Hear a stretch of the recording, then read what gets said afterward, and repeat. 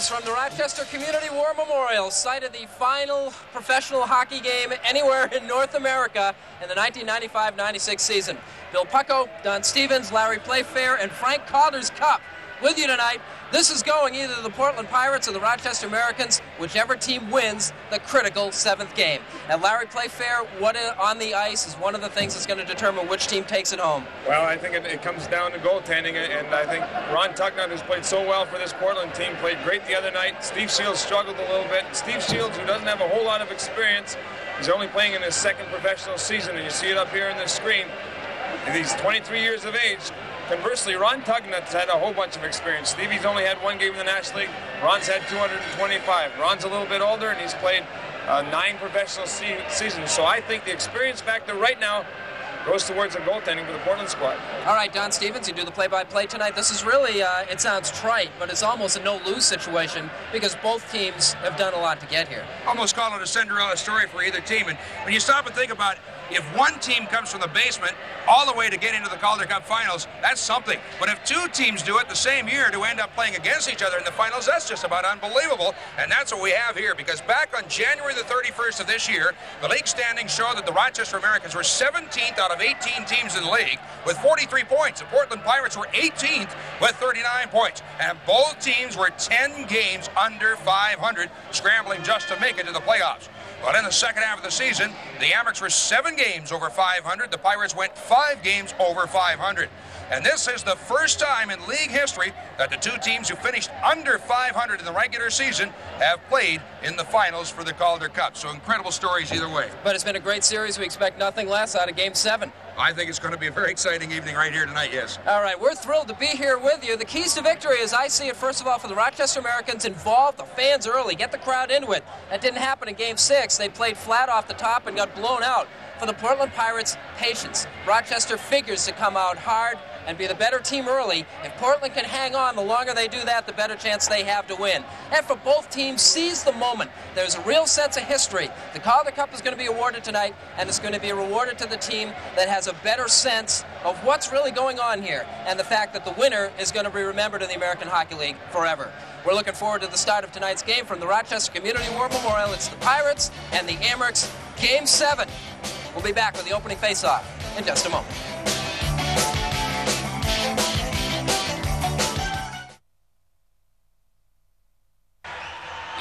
Tonight at the War Memorial here in Rochester, New York, and you see the fans are standing and screaming their lungs out, getting ready for Game 7 of the Calder Cup Championship Series.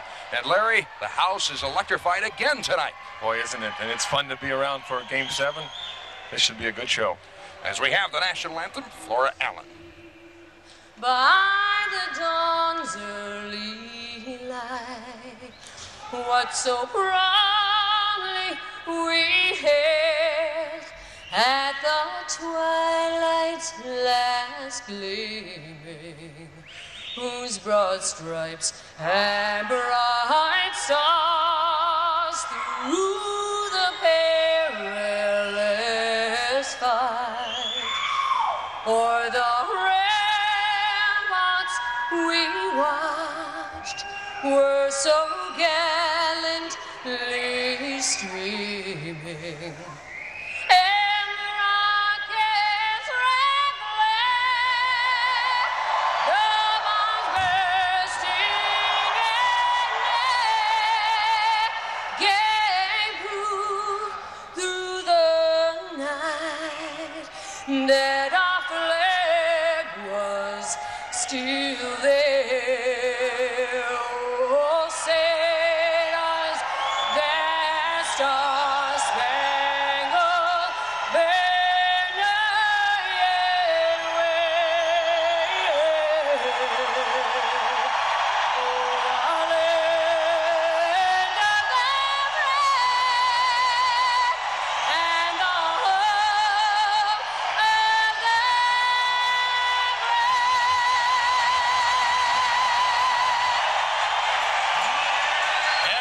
Anybody can hear the anthem or not, but well done.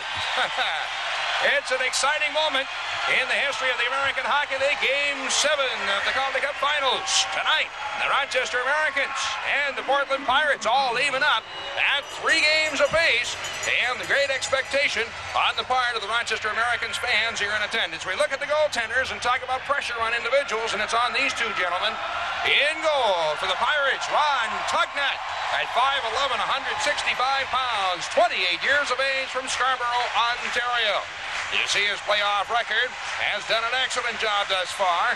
At the other end, also doing a great job so far in the playoffs, Steve Shields, 23 years of age from Toronto, Ontario, 6'3", 210 pounds, and both goaltenders have really supported their team very well. Well, they really have, and I said at the top of the show that Steve Shields didn't have his best game in the playoffs. He didn't the other night, but he played a pretty good first period and gave his team a chance at least.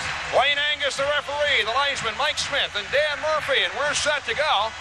As Rochester will start out with their top firepower line of Holzinger at center ice, Ward on the left side, Kahn on the right side, and it's Allison Gendra and Batherson up front for the Pirates. Lots of firepower on the ice right here, and we're underway. Fans haven't stopped yelling as the puck is cleared into the Portland zone, then flipped off the boards and down ice, and the Amerks will chase after it. This is it. It all comes down to the last night of the season. Hooked in behind the net after Hollinger sends it off the wing. Kahn catching up, able to slide it out of the zone and take it back by the Pirates. Dumped in by Leask. Shields stops the puck from behind his net. Carried away by Hollinger, ran into his own helmet. He does get the puck out of the zone, dumped in again, and the Pirates have to clear the zone, and the Amerks set it up. Just half a minute gone in this game. Just getting underway. Tonight in Rochester, and the puck flipped in the air and all the way down ice. Fired away off the boards to center ice. Nickel will dump it in for the Amerks. Tugnut stops it behind his net. Picked up there by the defenseman Steve Potts, who was one of those on this Calder Cup championship team for the Pirates back in '94.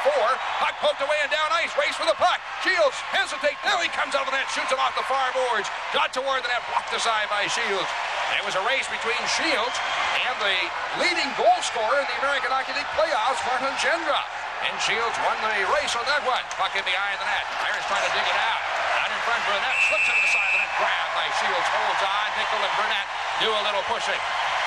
That wraparound play you saw Burnett just try is what cost the Rochester Americans 2 goals the other night in Game 6. Steve Shields knows all too well about that. This game is the most important game that young man has played in his career.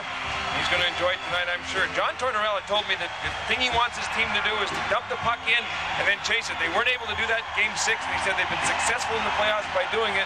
This Portland team has been able to, at least in Game 6, sort that off. Face off coming to the left of Shields. Here you see John Tortorella in his rookie year behind the bench for the Rochester Americans. There's Dan Murphy, linesman. He's a policeman in his off time or regular duties, what have you, up in Tonawanda, New York. It's around your neck of the woods. Is there any reason why you know that, should I ask? I've seen him. He stopped him once. Greg Suron of the Rochester Americans against Jason Christie of the Portland Pirates. Puck is dropped. Taken by the Amerks. Clemente in behind. Huda sends it around the wing for Jackson, the team captain. Suron sends it cross rink to center ice, and that's picked off by the Pirates. Dumped down into the Rochester zone again. Huda plays it around, but not out. Blocked and kept in by the Pirates. Side something of a check, and the puck cleared away into the corner. Now shot toward the net by McCausland, dribbles wide. In for the point, kept in by Pascucci. Sends it in behind the Rochester net all the way off on the other side for Mazur in the corner. And the net, Christie trying to dig it out. Gets jammed up in the backboards by Clementiev. Now it's pulled loose by McCausland, and he's hit again by Clementiev. In to help out for the Amerks is Jackson, but Christie tries to pull it loose. Jackson pokes it behind the net. Mazur chases it down, had a goal and an assist last game. In behind the net, Clementiev slides it around the other side this time. Moore gets it out of the zone and down ice. It's chased down by the Pirates. They sell around behind his net. He's it on the far wing, but it's kept in now by Jackson. Into the corner, gets tied up, puck pulled off his stick, and here come the Pirates. Up the wing, this is dumped in by Christie, and heads up in the corner. Melanson back for the Amerks. Sends it in behind, around to his defensive partner, Terry Hollinger, but can't get it out. Now it's pulled away by the Amerks, and Moore slips into center ice. Kahn gives it off to Holzinger. Back to Kahn, moving and tees it up the shot. Missed the wide side. Around to the boards, blocked off the stick of Gendra. Pops out the center ice, and recovered again by Holzinger. He'll dump it in. No score in the game. Played almost 3 minutes. One shot on goal, and that by the Pirates. Back to the point. Hollinger with a shot. And it's blocked aside by Tugnut. Turned out in front, and nobody there for Rochester. Puck fired out to center ice by Burnett. Sends it up the wing to Gendra, but getting back is Hollinger to knock it away. He'll feed it off to Melanson. In behind. Hits the side of the net. Comes loose to the side of the net and recovered now by Melanson. Little nervousness, it looks like, on the ice. The Amerks almost give it away. As is Ward working up the near boards. Way to center ice to the red line. As Frawley with him. Ward moving in. Backhands it toward the net, but it's knocked off the stick by Eric Chiron and carried away by the Pirates. Brunette off on the wing. Moving in. Pops long shot. Just missed the right side. Rebound put across the goal mouth out the other side by Allison. Kept in now. Here's Zednik trying to weave his way in front. That's pulled off his stick. Still kept in. Now intercepted in the corner. And Huda able to clear the zone. It'll be chased down by Pops. Facing his way down. Pops back for the puck. Off the boards. Blocked by Nickel. The Amerks keep it in. Nickel in the corner trying to get away from Allison. That's poked behind the net. Up in the opposite corner, Frawley moving in, sends it in behind. Metcalf trying to dig it out. Looking for the backhander in front. Couldn't get it to Nickel. And the Pirates have the puck. They crash into the corner. Allison will flip it in the air and out of the zone. Huda takes it back, rips it in. Shots even now at one apiece. No score in the game. We're just getting started. Here now, it's thrown away by Zednik. Breaking in. Slowed up with the hook. Gets a shot away. Pad save. Rebound. They score! Pirates scored, trailing the play. Looks like Batherson puts it away. And the first shot stopped by Shields, but Batherson backhands the rebound in. The Pirates score first and lead 1-0. Batherson makes a great play following up in the play. There was a goofy play made at the blue line. Klementiev got caught. He got beat with the puck. A great shot on net, and Batherson, you just saw a follow up in the play. Here you see it again. Klementiev got caught.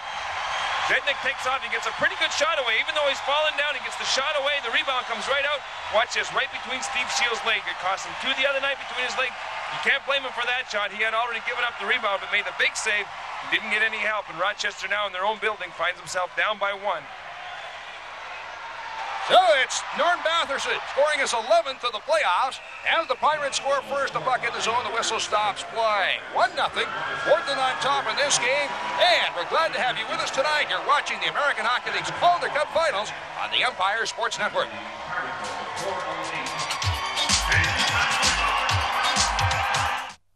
Well, 4 minutes, 17 seconds played in this game in a 1-goal game. Portland on top and Rochester wanting to try and stem the tide that the Portland Pirates got rolling last game, Blair. See Barry Trotz, the head coach of the Portland Pirates. I had a chance to talk to Paul Gardner just before the game, and he said we're going to try and do exactly what we did in Game 6, and that's to get the fans out of the game early. And his team did that with that early goal. Ice now. Maltrunas with a shot, puts it over top of the net, and the puck in behind, poked down in front, and now carried off. Moore slides to the Hollinger. Gives it to Chiron. Works his way up ice, the red line, the blue line, moving in, takes a shot, puts it over top of the net. Around to the point, Hollinger slides it in front. Nobody there for Rochester, and the Pirates have the puck. This is Christie. Rink to center ice for Jay Mazur. Started out the year here in Rochester, then was traded away. Loose in the slot, carried off by Greg Chiron to Kahn, and now tips it off to Barry Moore. The rookie winger dumps it in, then hits for the bench on a line change. Kahn into the corner, and gets tied up there, and the puck pulled away by the Pirates.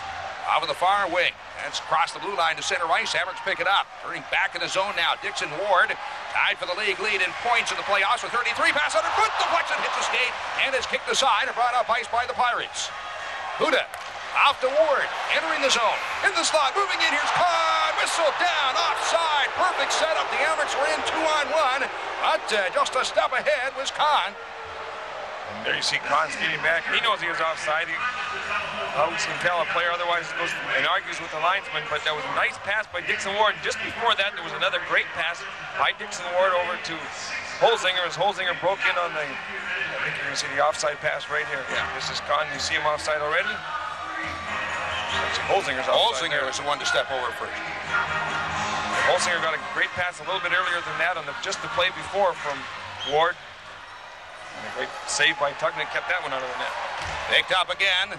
Klementiev able to slide it into the Portland zone. Pops back, sends it around. Stopped in the corner by Frawley. Behind the net for Nichols, spinning around to the backboards. Pops ties him up. Metcalf moving in, looking to kick it loose, and does. Metcalf coming out in front, still has the puck. Backhander hits a skate, ends up in the corner. Frawley trying to dig it out. Pops up on the backboards. Nichols tied up there by Pops. As the puck in his glove, he's down on his knees. Nickel poking at him, pushing away, and the puck pops loose, and now carried off by the Pirates. Here to center ice, the players get tangled up and go all which ways. Here's Eric Chiron in the zone, wound up, fake the shot, and the puck now is deflected into the corner. Back for it goes Klementiev. Comes away from the corner with the puck. Kicks it ahead, catches up to the puck, and now moves it up ice and dumps it in. Chiron back. Anonymous Frawley. Puck is centered around behind the net. Medvedev trying to get to it, to the point. Keeps it in momentarily. That's Frawley in the slot, but he's all by himself. Gets pulled off the puck, and it's taken back by the Pirates. Up ice, Allison trying to move by Melanson. Centering pass is picked off and carried off by Metcalf, and the Amerks have it back. Metcalf flips it in the air all the way down ice. Bouncing puck, back for it goes to Malgunas. Corner being chased by Curtis Brown, the rookie winger on the ice for the first time tonight. Out to center ice, knocked loose at the red line. On the wing is Primo, the other newcomer out of junior hockey on the ice for the Amerks. That's knocked, picked out of midair by Melanson, and the Pirates up in the puck. Allison dumps it in. Far side, here's Zednik, gets the puck through in on goal, but he can't get a shot away, and now it's Brown. Slips it off the boards. The point still kept in, however, by the Pirates. Zednik, also in a junior hockey, Portland in the Western League. Long shot in, grabbed by Shields. Holds on for the face-off. 1-0 Portland leading. 12:58 to go in the first period, and you're watching the American Hockey League's Calder Cup Finals right here on the Empire Sports Network.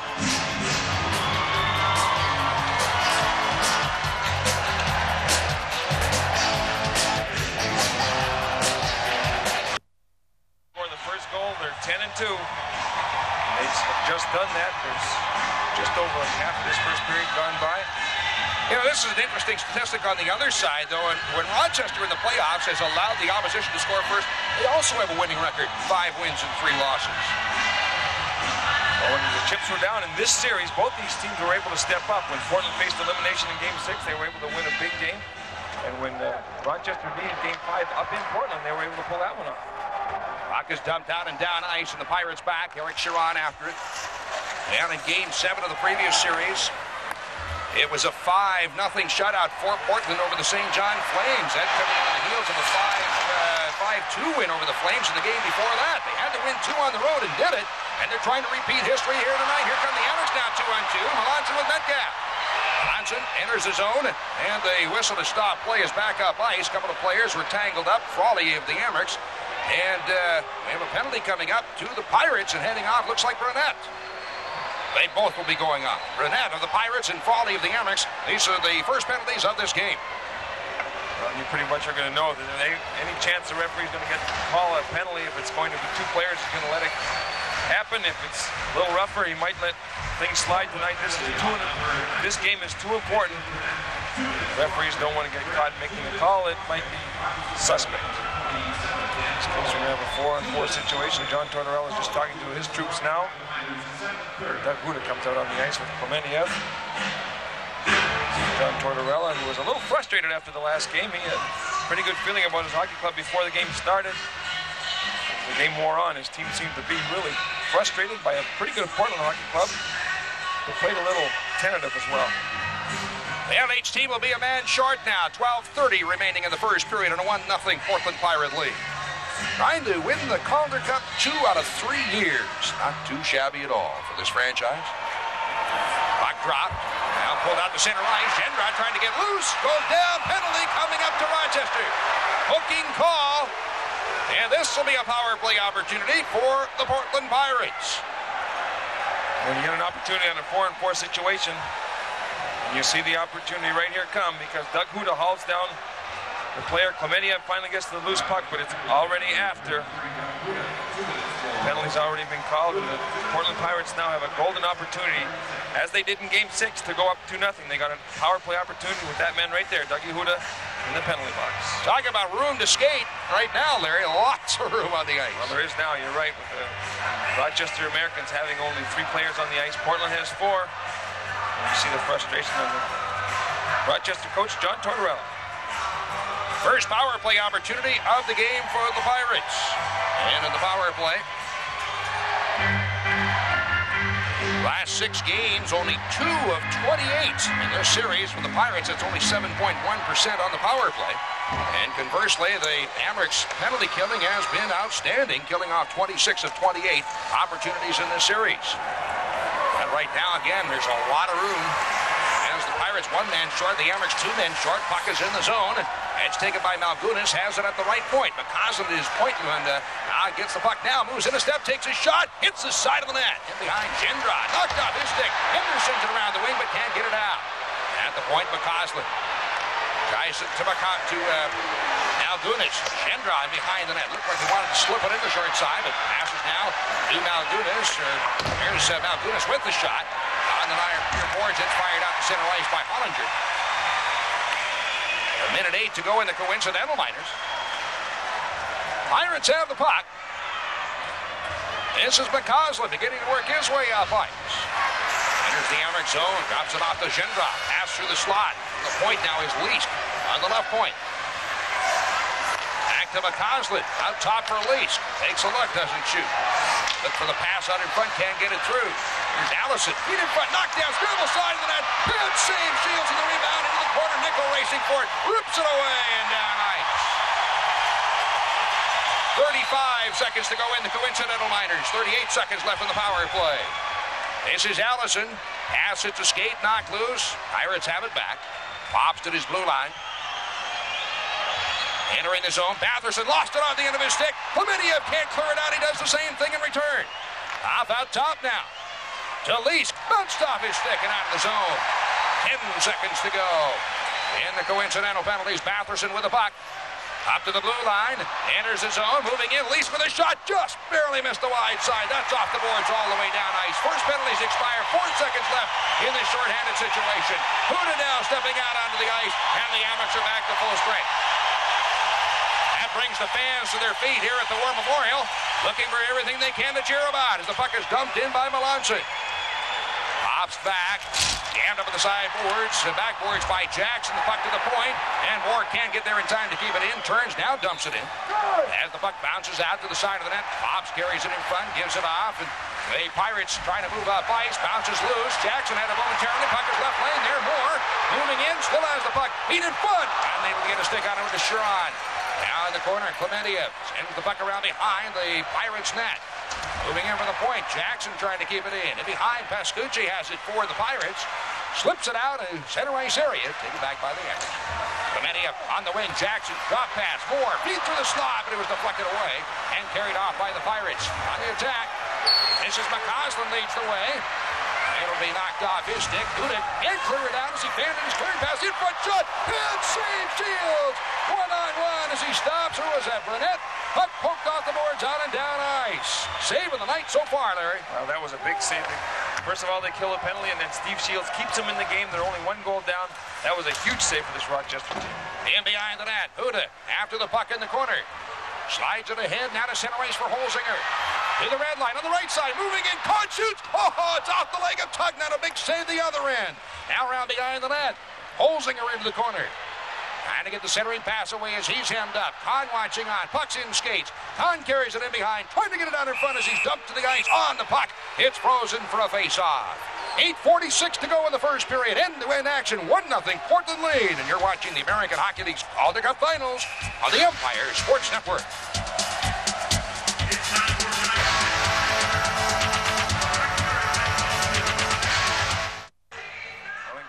They couldn't beat Steve Shields in close that often, but watch this one. Watch this great play. Christie's right in front of the net. Steve Shields, fortunately this time, had his stick right on the ice, was able to make a big save. That might have been the biggest save of that kid's career because that keeps his team in the hunt, and they're only down by 1.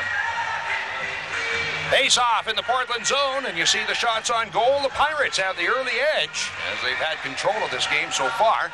Or at least they've had the most offensive opportunities so far. Portland's playing exactly how they need to play. Ward trying to dig it out, back to the point. Wrist shot by Huda knocked down. Puck still kept in. Ward tied up in the sideboards, and now Holzinger looking to dig it out. Round behind, still has the puck, looking to draw it out in front. Kahn couldn't get a shot away. Now Kahn has the puck again, sends it in behind. Holzinger being checked there, gets tangled up, still has it spinning around to the backboards. Drives it in behind the net. Here's Ward on the front backhander, but it rolled out the end of his stick. Holzinger lets it go to Ward. Behind the net, now back into the corner for Holzinger. Pulled away to the point, kept in by Ender. Out of the sideboards, here's Ward in the slot, moving in. Huda, too deep, can't shoot. Puck dribbles wide of the net. Pirates have it again. Cleared away down ice as the Pirates just ice the puck to get the pressure off here. Back to the Emmerichs. Finally, Rochester showing some pressure. I don't think they got a shot. However, they did put a lot of pressure on right there. Well, they did. You see Doug Huda leaving the ice. He was given a nice pass, just was handcuffed and couldn't get the shot away. And there you see Barry Trotz and Paul Gartner, the man who's been the key guy for this hockey club, at least in the last couple of games. Probably the biggest reason why they've got to the playoffs. That man right there, Ron Tugman. Here you see Huda trying to get a shot away. Good play by the Portland defender. He managed to keep his stick on top of Huda's stick and didn't allow Huda to get good puck control. Did, however, allow his teammate, the Portland player, to get the puck and ice it. Face-off coming to the left of Tugnutt, and the Amerks have Sharon, Jackson, and Moore up front with Melanson and Hollinger back. As the puck is dropped, rolls in on goal. Tugnutt steers it in behind his net. Carried off by the Pirates, but blocked along the near side by Hollinger. Into the corner, played away to the point. Kept in by Hollinger again. Up top, turns, takes a shot. Hits a stick, goes wide. In for the right point, Melanson keeps it in. Working out in front. Canner knocked down. Scramble with a loose puck, and it's played away by the Pirates. Fed out to center ice. Melanson turns, takes it back, dumps it in. Tugnutt stops the puck behind his net. Played by Lazelle on the far wing and then flipped high in the air out to center ice. Hollinger off the glass for Moore. Bounced by him. Played away by the Pirates. So as they battle for the puck now, it's moved in the zone by Jackson. And back to recover the puck. It's around behind the net. Kaufman all the way over the far wing. In for the point. Melanson can't keep it in, but Jackson does. Sharon on the sideboards for Moore, spinning around. That's back to the blue line and carried off by Zednik. 2-on-2 and out by... Oh, he is drilled by Melanson. What a hit, and Zednik is not getting out. What a hit by Melanson. Whistle now stops play. Holy moly. That young man is hurt, and he got hit with a good, clean shoulder from one of the best hitters in this league, Dean Melanson. Get a chance to see it right here. Melanson's already got him lined up, came through and through a shoulder. The youngster Zednik has not got up yet. See it one more time here. He did not see, he lost control of the puck there, Don. You see that? He lost control of the puck, and as Melanson came across, he was looking to try and regain control of it. He did not see Melanson coming through with the check. Melanson had him teed up right from the red line as he backed across it. This youngster looks like a shoulder, Larry. It's a hurting puppy right now. Well, it looks like he's conscious. You can see the trainer talking to him and at least being able to move his fingers, and that's an awfully good sign. The fact that the youngster is...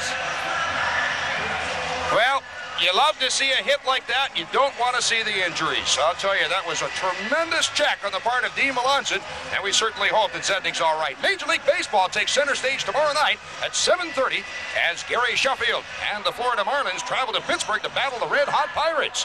Don't miss a single pitch right here on the Empire Sports Network. Well, the youngster's getting taken off the ice now as you see John Tortorella's crew where the incident happened. Some of the Zednik's teammates, in fact, they're taking him back into the Rochester runway, which is where the doctor's office is, just in the back, a few steps from where he is right now. And it looks like he's mostly on his own, which is a darn good sign. You know, that youngster, I think he's got a great future ahead of him. He's coming out of Portland of the Western Hockey League. I've mentioned in almost every game about how impressive he's been. Richard Zednik out of Slovakia, 5'11", 72-pound, 20-year-old, and he is a strong young man. I think he's going to be an excellent player. Well, this Portland coaching staff thinks enough of him that they've had him in the lineup for all 7 of these games. He's got 2 points in this series. And when you can play a rookie that often, it obviously is a good sign. There you see Dean Melanson, the youngster that came across with a pretty good body check. I should say a youngster, he's a veteran. He's been around here a while. Been around a few years now. He is so strong. It is unbelievable how strong he is. Well, it's 1-0 in favor of Portland, 6:57 to go in the first period. Pirates leading in shots, 6-2. Now Metcalf, Nico, Frawley up front, and for the Pirates is the line of Hulst, Schindra, and Brunette, which has been put back together. Puck slipped down in the zone, and after it goes Nico. Getting to the puck first and around behind the net. Nico trying to slide it in front. It rolls off his stick into the corner. Played away to the point, kept in momentarily by Clementia, and now the Pirates have it. Feed away to center ice. Pass up the wing. Here's Schindra across the blue line. Breaking in. Shoots. Head save. Shields. Not sure where the puck is. Comes out in front. Batted away, but the whistle is stop play. Shields again robs Martin Schindra, who leads the playoffs in goal scoring so far with 15. Well, if there's any question how Steve Shields was going to play tonight, That's been answered. And here's another great scoring opportunity by Portland. Steve Shields comes out. He doesn't back up in his end. He comes out, shuts everything off, and says to the Portland player, if you're going to beat me, it's going to have to be with a great shot. A little bit of help from the defenseman, but Gendron just doesn't get the puck away where he wanted to. I think he tried to go 5-0 between Shields' legs. He wasn't able to do it. Steve Shields made another big save for his hockey club to keep him in the game.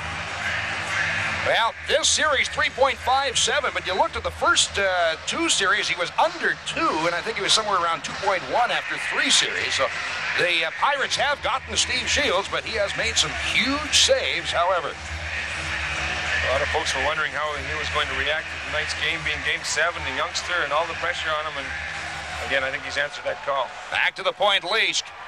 With the sideboards, being chased into the corner. Backhands it in front, picked off by Hollinger, and the Amherst have it. Slips it off the boards out of the zone. There it's picked up by Holzinger. The red line, the blue line, Holzinger in the front. The Kahn had his stick top as he couldn't get a shot away. Now Moore moving in, flips it, but it puts it wide, and that's poked off the glass away and down ice. This is taken by Ender. The rookie defenseman will dump it in. Tugnut blocks it in behind his net for his veteran defenseman, Stu Balkunas. Scored the game-winning goal last game. Puck now at center ice, picked off again. The Amherst have it. Holzinger to Ward. Feet in foot. No, it's a skate, doesn't get through, and then it's tipped out to center ice by the Pirates. Amherst have the puck back. Still some Rochester players in the zone trying to get loose, and finally do so, and the Amherst will make a line change. Here come the Pirates. Kaufman up the wing to Mazur. Ahead for Batherson. That's it in the zone. That's knocked away by Clementiev. Bangs it along the boards, finally clearing the zone, and now it's taken right back by the Pirates. Kaufman, drop pass, knocked away. Emmett's taken. Here's Brown, feed to Nickel, trying to split the defense, can't do it. Tipped ahead by Primo, but Nickel didn't see it in behind him. And it's poked through the backboard. Pascucci jammed up there. In their skates, Primo has it down, tied up as Lazel covers him, and it's carried off by Kaufman to the Pirates. Here comes Portland on the attack, leading 1-0, 5 minutes to go in the first period. In the zone, back loose, taken by Clementiev, sends it in behind, but Lazel, the only man there, however, can't control it. And Primo sends it around the wing, that's through and down ice. Christie chasing the rolling puck down in front of his own net. Both teams making quick line changes here. 4:48 to go in the first period. 1-0, Portland on top, and the puck cleared off the boards through to center ice. Huda back to recover it from his own blue line for the Amherst. Off to Clementiev, moving up ice. Winds up, long shot in, and save Tugnut. He'll cover up and hold on for the face-off. 4:36 to go in the first period. 1-0 in favor of Portland, and you're watching the American Hockey League's Calder Cup Finals on the Empire Sports Network.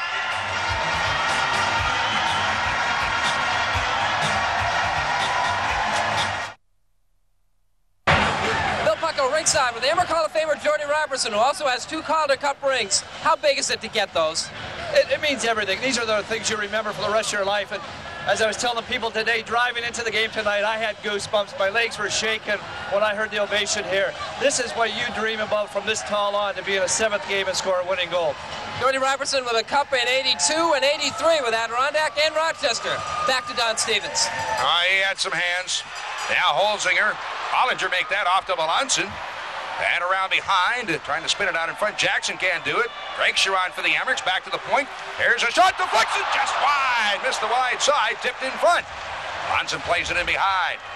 On the back boards, they get wrapped up. Chiron down on the ice, and the other Chiron from Rochester watching on.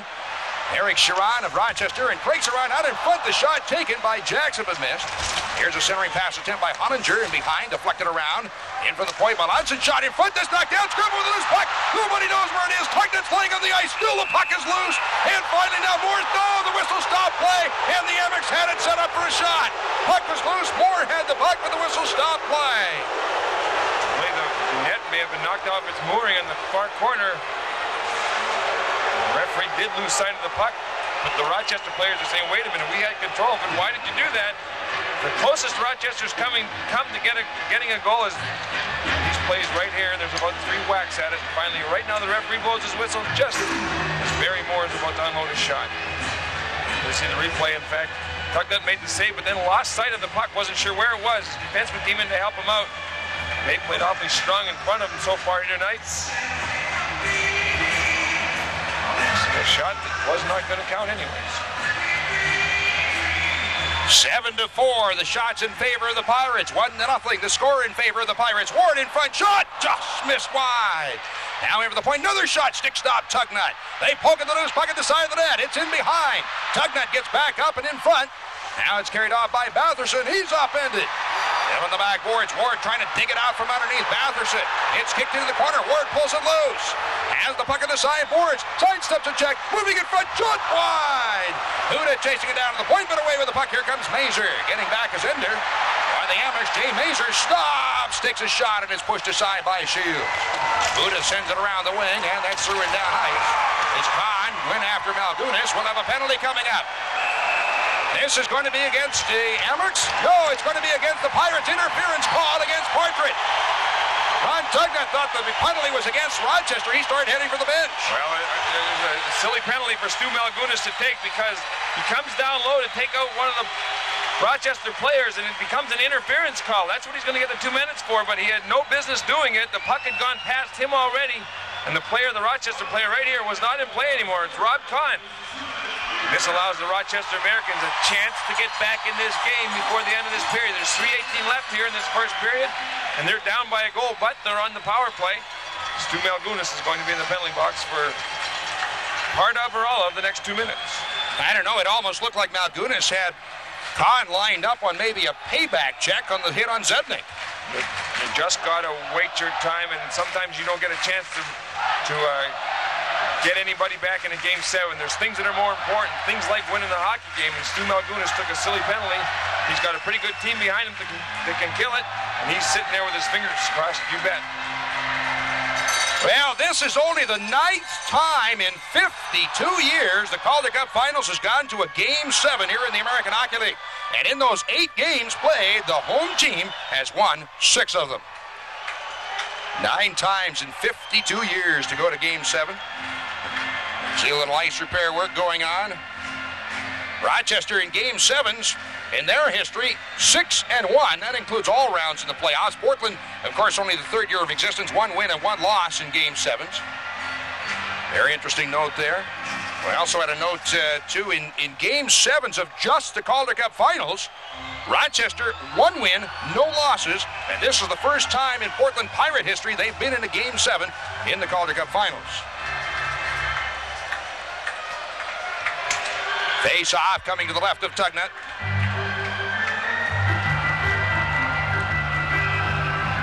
Rochester power play. First opportunity of the night of the man advantage. Last 5 games, 7 of 20 for 35% for the Amex on the power play. 1-0, Portland leading. In the corner, Pops rips it off the boards. Can't get it out as it's blocked there. Sharon for the Amex trying to dig it out. Moore watching on. Curtis Brown tied up, and it's frozen long enough for the face-off.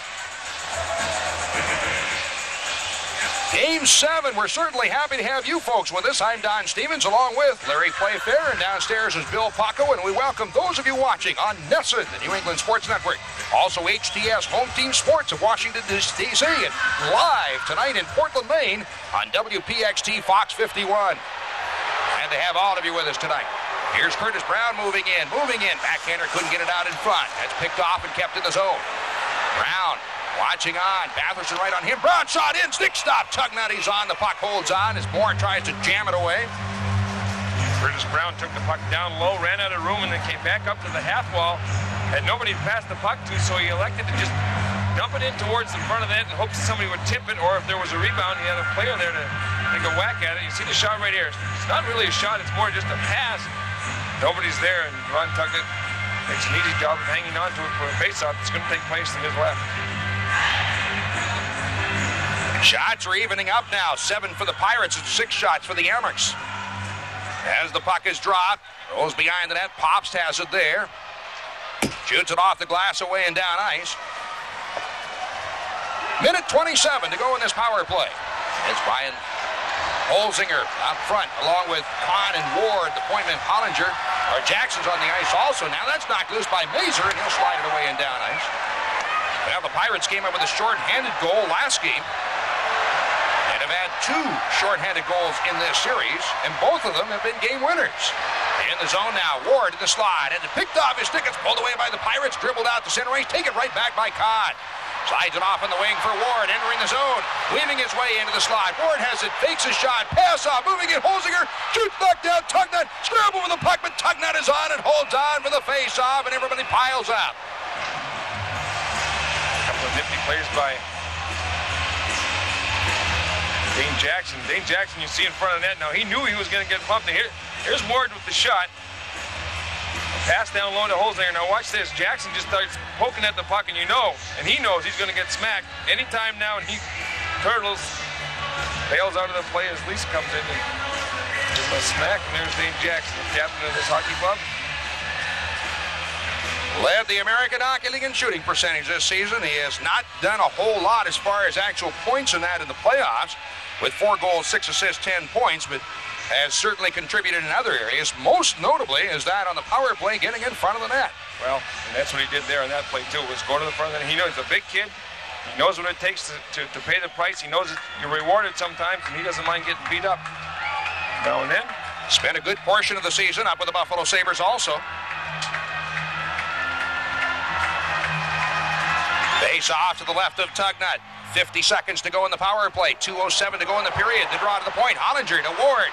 Can't get a shot off. Now feeds in front. They poke at the puck at the side of the net. That's pot loose and cleared into the corner.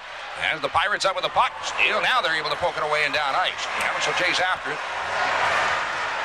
Terry Hollinger back. 4th in the American Hockey League this year in points during the regular season. The 4th leading defenseman, that is. There's the puck up ice. He was with the St. Louis Blues last year. Hollinger slowed up at the blue line. Puck is underneath Christie and frozen there for a face-off. And Hollinger this season had a total of 55 points in 62 games. Look at Christie right there. Great job by Christie, who chased Hollinger out from behind the net, then followed him up the ice and was able to knock the puck off of Hollinger's stick and actually ended up falling on top of it to force his face-off. Good job on the penalty-killing team. 20 seconds to go in the power play. Shots now even at 7 apiece. The draw taken by the Amerks. This is Huda. Pass deflected away and now recovered by Clementia. Sends it cross ring. Brown to Moore. To Sherrod. Here come the Amerks. Sherrod slides it a hit for Brown, trying to split through the defense. Puck batted aside to the point. Clementia takes a long shot in high and wide. Brown chasing it down there. Slides it behind the net. Sherrod on the backboards. Spins it in behind for Brown. Chasing after it. Curtis Brown out of Prince Albert in the Western League. It's along the near side, but not out. Still kept in at the left point area by Moore. For Craig, Sherrod slides it toward the net, but can't get it through. Back to the point again. Kept in. Now blocked it away and out to center ice with under a minute to go in period 1. As Clementia, checked there by Allison, almost put into the penalty box.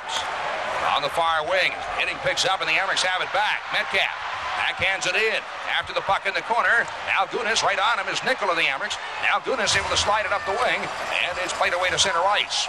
Picked out of midair by Nickel. The Amerks take it back. Here's Metcalf. Shoots it in. On goal, and it's stopped off the left knee of Tugnut. I guess that would be actually the right knee. Out in front, spin around by Frawley, and it's blocked aside by Tugnut. Cleared on and down ice by the Pirates. Chased after by Ender. Right on him, Shendra, now behind the net. Ender plays it back around the wing, but getting to the puck first is Brunette to keep it in the slot. There's a shot that can't get through, fanning on it, and it's pulled away and out to center ice. Nickel, passing the blue line, drops it off to Melanson, feeds it in front, it's deflected away by Tugnut into the far corner. 5 seconds left of the period. There, it's Holst, down behind his own net. Penalty, or period rather, expires, and we have had all kinds of action in the first period. 1 goal being scored, and that by the Pirates. Portland scoring 4 minutes and 8 seconds into the game, had a commanding lead in shots on goal, but the Amerks have come back to a lead in that department, 9-7. Portland, however, still holding on to a 1-0 lead, and you kind of had a sense, Larry, that maybe the tide turned a little bit halfway through that period. Well, I thought Portland really came on strong like they did in Game 6, played very well, and Barry Trotz is talking to some of his players as he leaves the ice, but I thought Portland came on the same way in this first part of the first period, but then I thought Rochester countered that after Steve Shields made some key saves for them, and they came back and had some good pressure on Ron Tugnut. However, they've not been able to get one past him. And that's the big question right now, as we talked about over and over in this early stages of this game tonight is the goaltending. Well, it really is, and John Tortorella told me last game before the start of Game 6, he said if there's a player that can make a difference of all the players out on the ice, it's Tugnan. I'm afraid he could win a game on his own if he got hot. So we've completed one period in the Calder Cup Game 7 finals here tonight in Rochester, New York. It is Portland leading 1-0, and again, you're watching the American Hockey League's Game 7 on the Empire Sports Network. Well, as was to be expected, Game 1, or Game 7, Period 1 of Game 7 was a very exciting period. End-to-end action between the Rochester Americans and the Portland Pirates. End up one end and down the other and back and forth and all over the place as one goal was scored in that period, and it was a very interesting period. I mean, this is everything you expect in the Game 7. There was great goaltending. There was a good goal in the fact that there was a good second effort. There's been some good hits. This is it. This is June the 13th, and these guys are playing a 7th game. What more could you want? Can't believe the season's ending tonight already. Well, let's take a look at the goals. First of all, the one and only goal that was scored, and that was scored by the Pirates. Well, here's the good second effort I was talking about. As you see, Zednik gets the shot away, but the Portland player comes up and just good hard work, watches for a rebound, and he's able to tuck it underneath the legs of Steve Shields, and that gives Portland the early lead. Norm Batherson with his 11th goal of the season, but Steve Shields, well, he came around and held the Amerks into it. Well, this is the key. This save here comes on after the Rochester Americans have killed off a penalty, and you watch Christie get to the front of the net here, and he's waiting for a pass. There's Christie coming now. It's right on his stick, and watch this. Steve Shields makes a big save. Had Portland scored there, I think Rochester would have certainly been behind the 8 ball, maybe sunk, but they were able to make the save. Another big save here by Steve Shields. And you watch Gendron get away from the Rochester defender. He tries to go, I think Gendron's going to look at this replay tomorrow, and he's going to say, if I could only lift that puck up about 3 feet, I think I had the top corner. He wasn't able to, and Shields was able to make the save. Well, Rochester did apply a little pressure later on in the period. They did, and here's that questionable situation where the referee blew the whistle, and I thought perhaps the net had come off its moorings. It didn't. What happened, though, if you can see where the referee was standing, he was standing off to the far side of the net. He lost control or lost sight of the puck. Once the referee loses sight of the puck and thinks perhaps the goaltender has it, he has no choice. He has to blow the whistle, and that's what happened, and that's why Barry Moore was upset about it. And you could see where you could hear the whistle in the background and see that Barry Moore was getting ready for that shot. Yeah, and again, you're right, but there's no question the referee made the right call in his mind. At least there was 4 or 5 players in front of him, and the goaltender was down. He thought perhaps the puck was under he couldn't see it. When he loses sight of the puck for a few seconds, he has to make that call. Let's see if we can maybe get another look at it. And obviously the referee, Blaine Angus, was on the offside. See him come in the background. Now you see the referee where he's standing. He's got a pretty good look, and he's lost sight of the puck. It was underneath Barry Moore's skate. You just saw him kick it up to his stick. At that point, the referee had blown the whistle. Well, needless to say, the Amerks were upset about that. So 1 goal scored in the period, and the Pirates had an early command as far as shots on goal were concerned, but certainly the Rochester Americans, Larry, as we look at the stats board, came back big. Well, they did. They got, I think, outplayed in the first part of the period, but as you mentioned, they came on, and their shots on goal, 9-7. Again, we don't necessarily worry about that as much as we do about the net stack. And that's Portland's had 5 good scoring opportunities. The Rochester Americans have had 8 hits. 8 and 11. We thought we saw a lot of hits the other night. We've seen just about as many in the first period here tonight. And one by Dean Melanson would count for about, what, 3 or 4 of those hits, wouldn't it? Well, that was a big, and I doubt that we'll see that youngster back, Zednik, back in tonight's game. That may hurt the Pirates over the long haul here. Power play opportunities even up 1 apiece, and face-offs. There's a big stat right there. Well, it is a big stat, and it cost the Rochester Americans a goal the other night, if you remember, off of a face-off. And here they're doing much better tonight. They're up 13-6 at this point. Face-offs in a Game 7 are crucial.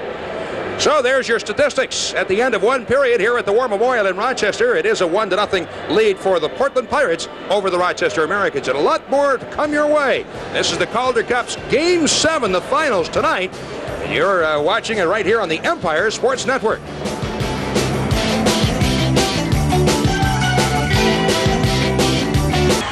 Set to go now.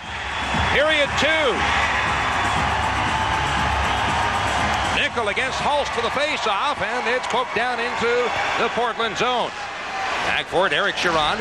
Intercepted at the point by Melanson to keep it in the zone. Dumped into the corner. That stops behind his net, pops into the near corner. That shot around to the point. Kept in by Hollinger, shot toward the net. It's his own man, knocked away, and the puck in the corner. Hollinger still trying to draw it loose, but that's taken down by the Pirates. Slipped out to center ice for Brunette. 1 man back is Melanson. Brunette stops, takes a shot, grabbed by Shields, drops it side of his net. It's Metcalf up the wing. Nickel didn't see it coming, but now pulls it away. One-on-one with Malgunas. Nickel moving in, fakes a shot. Now takes the shot, and that's deflected up over the net by the stick of Malgunas. Brunette there for the Pirates. Flips it off the glass and up into the stands out of play. Just getting underway here in the second period, and Portland holding on to its 1-0 lead. There's little Scotty Nickel, and I say little Scotty Nickel because he's one of the smaller players in this Rochester team, but he plays like a big guy. He just had his way with Stu Malgunas, as he got a stick up around Stu's noggin, and then in behind the net, he ran another defenseman. That was a tough save, believe it or not. Steve Shields just there in the picture. You see him making the first shot of the second period with a slapper, and was going up top shelf, and Steve was able to be on his toes and make the save. And we always want to take a long shot, but maybe not one quite that close. Face off at the blue line. That's the Portland blue line, and the draw is won by the Pirates.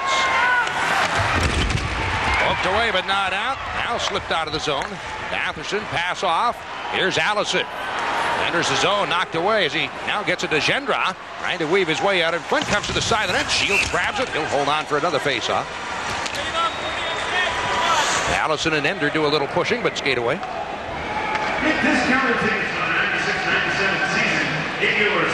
Jason Allison, it was a big returnee to the lineup for the Pirates in this series. Game 1 of the playoffs this year.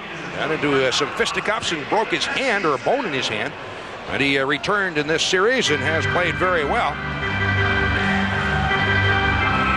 Has a goal and 6 assists, 7 points in the playoffs. He's not a great skater, Don, but he just seems to know where the net is, and he's a very gifted passer. Now that's kicked away, not out. Shot goes wide, and it's played away by the Amerks up ice. Here comes Kahn. As Ward is a trailer, puck poked away and recovered by the Pirates. Batherson turns to get away from Holzinger. Sent cross rink. Ward spins. That's kicked aside by Batherson. Pirates have the puck back. Shot along the boards to the Rochester blue line and take it back by Huda to Ender. And away to center ice. Tipped down ice by Holzinger. Races on with the puck, and Tugnet out of his net plays it around behind his net. Over the wing, that's flipped in the air and out of the zone. Picked up again at center ice by Hollinger of the Amerks. Long shot in wide of the net. Here's Kahn moving in backhander. Tugnet makes the stop. Kahn came from nowhere, got to the puck first. Couldn't get much of a shot away as he was in deep, and the puck cleared all the way down ice by the Pirates. Back for it goes Melanson. Spins it up the wing. And for Jackson is tied up. And the puck pulled away by the Pirates. McCausland behind his net. There's it to the point. Moving in, Hollinger doesn't shoot. And will deflect it in the corner, but Pascucci the point. Still not out. Hollinger dribbles it wide. On the backboard, Jackson looking for a centering pass. That's batted around behind the net. In the corner now cleared out and down ice by Christie. Then the icing. Melanson racing for the puck. Oh, look who's back on the ice. Sednik is there as he and Melanson tangle for the puck. Sednik, I didn't think he was ever coming back this year, but what a great comeback from him as he was checked hard in that first period. Puck is in the corner. Underneath skates of Chiron, watching on also Hollinger, and the puck still tied up in the corner. The referee, Blaine Angus, right there watching the puck. Behind the net. Christie trying to get loose from Chiron. Puck is pulled loose, comes out in front. Pulled down is Christie. No penalty, and the Amerks will bring it off ice. Barrymore leads the way. Red line, long dump-in shot. Amerks make a line change, and the Pirates back for the puck. Whipped out to center ice, knocked loose at the red line by Chiron of the Amerks, and the Pirates take it back again. Blaisdell, pass off to Pascucci, and up ice now to McCausland. In the zone, Christie, long shot in, grabbed by Shields. He'll hold on for a face-off. 16:53 to go here in period number 2, and it's a 1-0 Portland lead. You're watching the American Hockey League's Calder Cup Finals on the Empire Sports Network. Barry Trotsky stuck around through the intermission. You heard David Poyle, the general manager of the Washington Capitals, talking about him. And one thing that's going to be very clear in David Poyle's mind is the hit that Zednik took in the end of the second period, and the fact that he was carried off the ice by some of his teammates. The next thing that's going to be very fresh in his mind is the fact that Zednik came back out on the ice and is now playing. I couldn't believe it when I saw 27 on the ice. And when Poyle talks about people coming to training camp getting a second look, you can bet that youngster's going to. He's an awful tough customer. Face-off coming to the left of Steve Shields.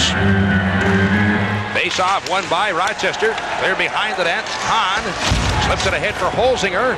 Able to clear it out to center ice. There, Eric Chiron for the Pirates will bang it in again. Mediev and Allison get tied up in the corner. Zednik's on the ice again.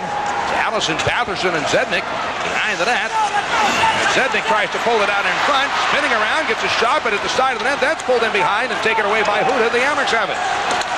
Huda off the wing to center ice for Ward. Off the right wing side, now moving in. Conway's with a shot. That's knocked away. Rebound! And Holzinger didn't see it. He had an open side of the net. Couldn't get a stick on it. That's kept in. Sideboards Ward in the corner. Holzinger is tied up immediately. Ward is hit by Chiron, and the puck in the corner pulled away by Allison. As the Pirates again do an excellent job of covering up in their own zone. Long shot in by Batherson off a leg goes wide, and Huda has the puck. Slips it ahead to center ice. Hold off the stick of Nickel. Two-line pass. Whistle stops play. 15:56 to go in the second period. 1-0. The Portland Pirates on top. 10-8. Shots in favor of Rochester as you look at Brunette. And now here's a look at this one. This caught shot and a good one and a good save by Tugnutt. Now you saw how far out the top of the circle, or the bottom of the circle, but the top of the crease Tugnutt was. He didn't give Kahn much to shoot at all. It was a low shot from Rob Kahn, and Tugnutt was able to get his right skate on it and make the deflection off into the corner. See Scotty Metcalf, the local hero here in town, with the Americans for quite a number of years. Face off to the right of Steve Shields. Puck is dropped. Wasn't done right. We'll do it all over again. Shields against Hulst for the face-off. Kemp Hulst last game had a pretty good night for himself. 2 goals and an assist to give him now 27 points in the playoffs. You look at the playoff leaders. Gendra of the Pirates and Ward of the Amerks leading the playoffs 33 points each. Brunette is third with 29. Hulst is fourth with 27. Holzinger fifth with 22. Kaufman seventh with 19. Batherson eighth with 18. These two teams are pretty well running away with all the points in the playoffs so far, which is to be expected. They play more games than anybody else. They have. They'll try it again. Scotty Nichols taking this draw. Have Frawley and Brunette crowding the face-off. That's the reason there. The whistle was blown again.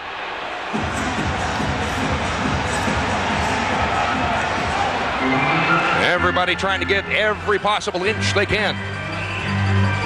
Well, face-offs are important, especially when you're this close to your net. When you're out between the blue lines, it's not such a big deal, but when you're down inside your zone, you want to do everything you can to win it. Draw to the Amerks. Melanson in behind. Bollinger around the far wing, now to Metcalf. Pass back, cross rink, and out by is Melanson. Tried a long shot in, but hits a leg, gets it again, spins it in the zone. And the Amerks have a delay offside, so they have to clear the zone, but Frawley's not, doesn't know it. Forcing the Pirates, and it comes back on top. Now the whistle will stop play on the offside. 15:32 to go in the second period. Portland still holding on to a 1-0 lead, and the goal was scored at 4:08 of the first period by Norm Batherson. There's Dan Frawley, who was caught offside. Now, I think he really didn't understand there was an offside. He had one of his teammates in deep, and then he went in deep as well. The puck never did clear the zone.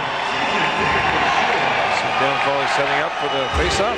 Been around the Amerks for a few years now, returning from 2 years of retirement this year. And what a year he had. Played the most games of anybody on the team this year. He's a competitor, there's no question about that. Malgunas off to Pops. And the puck picked up by Hulst, who dumps it in. Back to the point. Shot toward the net. Knocked down. Scramble with a loose puck and foot. Carried away by the Amerks. Melanson feeds it up ice to Nichols. Float over the hook. Goes down. Penalty coming up to the Pirates. Zednik will take the hooking penalty. And Rochester goes on the power play.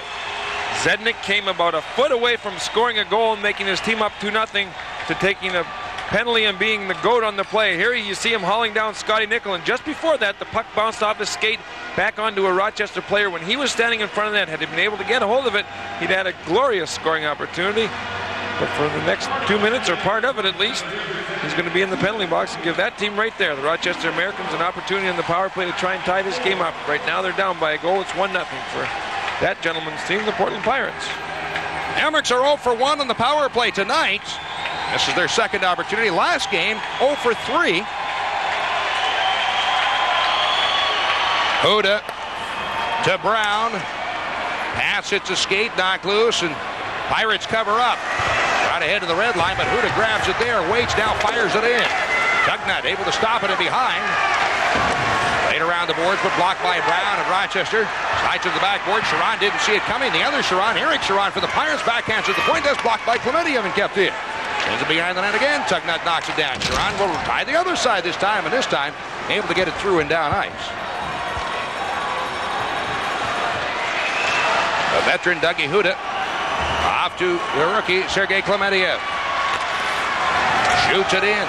Hits the side of the net. Tugnut pounces on the puck and holds on for the face-off. 1 minute, 13 seconds left in this power play. 14:24 to go in the second period. 1-0 in favor of Portland. A little surprised when you see the dump around here, and Tugnut makes the right play. He sees the puck there, it's not moving. I'm going to hang on to it, and he does. A little surprised John Tortorella came out in that power play with Brown. Brown hasn't played a whole bunch. In fact, he's only played the power plays. He's had 1 or 2 other regular shifts. And he's a rookie. You got a youngster like that that's sort of cold sitting on the bench. I was surprised he didn't come back with some of his veteran players to start the power play. He's since made the change. Now there you see the difference. Rochester in this series, 28%, and Portland 7%. But what difference does it make, right? It's all even at 3 victories apiece. Now the puck is dropped, pulled back to the point. Hollinger has it there. Up top, Hollinger to Holzinger. On the wing to Ward. Looks it over. Ward in front, wrist shot, knocked down, and then it's cleared out of the zone by Leask.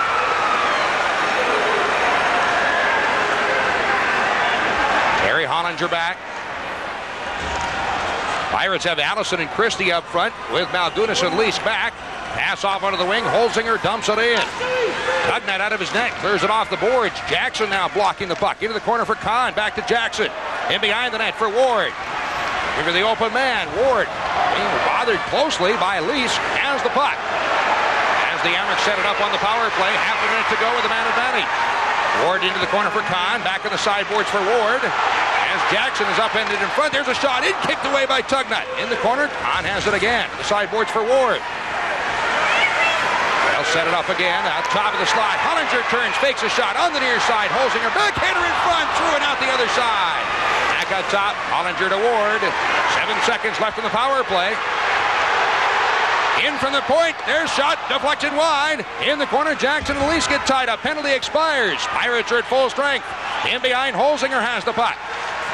Knocked off his stick. Trying to catch up to it and does. Drops it in behind the net. Kahn looking for the centering pass in front. Is batted off into the corner by Malgunas. Jackson digs it out. Up top. Hollinger with a shot. It's deflected away and wide. Into the corner. Kahn draws it onto the backboards for Ward. It's up. Now in behind the net.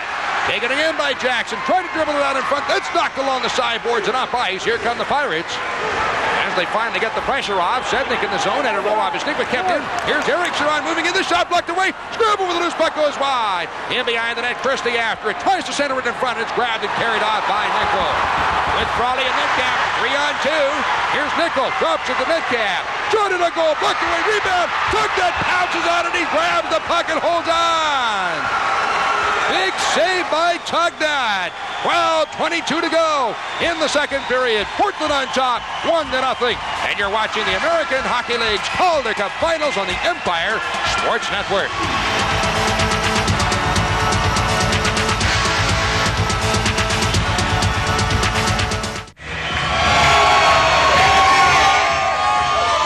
Well, what do you think? Are things jumping there, Larry? Well, I'll tell you what, there's a few folks that didn't get a chance to come into the game tonight because they sold this place out in, what, 3.5 hours? About 3.5 hours. Amazing. Oh, what an incredible line was out in front of the building on Wednesday morning.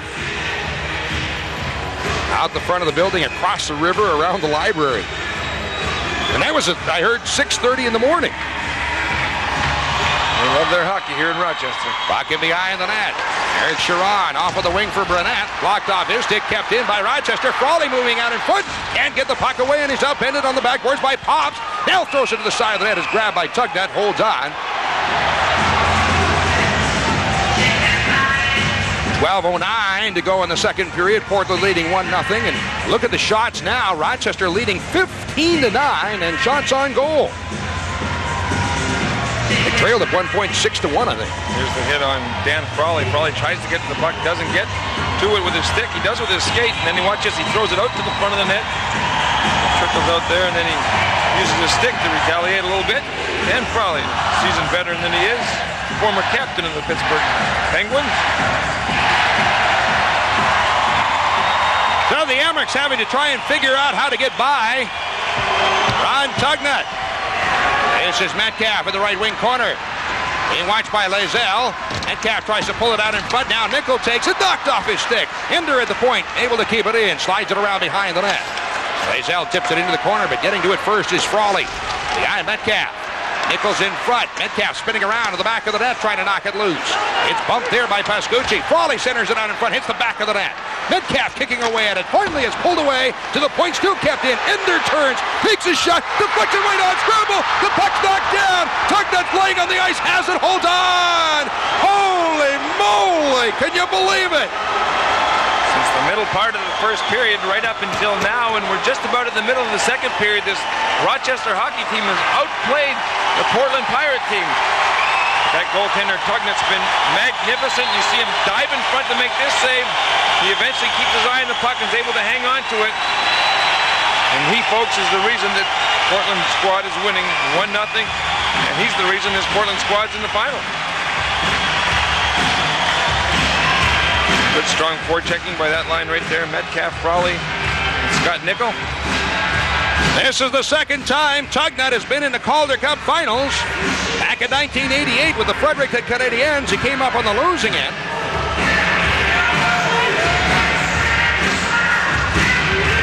And the face-off will be to the left of Tugnut. Ryan Holzinger with Ward and Kahn up front for Rochester.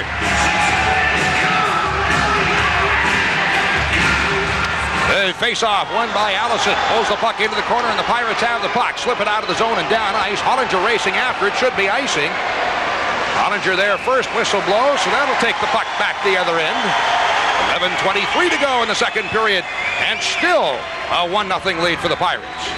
This quite possibly is the biggest game for any of these players to ever play in, and some of them never get an opportunity to do this again. You can bet that on their mind they'd like to have that Calder Cup ring on their hand this summer, telling all their buddies how good it was. See Coach Tortorella tapping that line. Those three players on their shoulder, telling them they're next up. That's Sharon, Jackson, and Moore. Puck drop goes in the corner. Right around behind the net. Mazur after it there. Can't get it out of the zone. Batted loose, comes out in front. Holzinger is checked hard, and the puck is brought away by the Pirates. Matherson off on the wing, moving in is Lease. Shot toward the net, tipped in behind by Shields. Wrap around attempt, coming out in front. Allison has it, shoots, puts it high and wide. Off in the far corner, Ward digs it out. There's played away out of the zone by Hollinger. Best opportunity for quite some time for the Pirates. Now behind his net, Hollinger to Melanson. Can't get it out, feet in front, deflection, swept aside by Shields. Big save, and Ward plays it up the wing to center range for Holzinger. Moves it in, knocked off his stick, and is taken back by the Pirates. Topped off on the wing. This is McCausland into the Rochester zone. Stood up by Melanson and slammed against the backboards. Hollinger sends it to the point. It's deflected away off the boards. Hit a bump there somewhere. And fortunately for the Amerks, came out of the zone. Now it's dumped in again. Hollinger has it side of his net. Pass ahead. Sharon with Jackson. Sharon up the right side. Takes a shot. Missed the short side. Over the far wing. Christie flips it off the boards out of the zone. Ward turns, bangs it in. Right on the stick of Christie, and the Pirates on the attack. Sednick against Clementia, moving up ice. Loses control of the puck. It's in behind the net. Now Sednick has it again, trying to bring it on in front. That's knocked aside. Moore can't get it out. They spin, pad, save, Shields. Got his right leg on that one. Oh, what a big save again. That's fired down ice, and an icing call. And the Pirates now are starting to come to life. I've come to the conclusion that all that hit on Sednick did was wake him up, because this kid has played great since he's come back on a turnaround slapper that Steve Shields saw at the last second.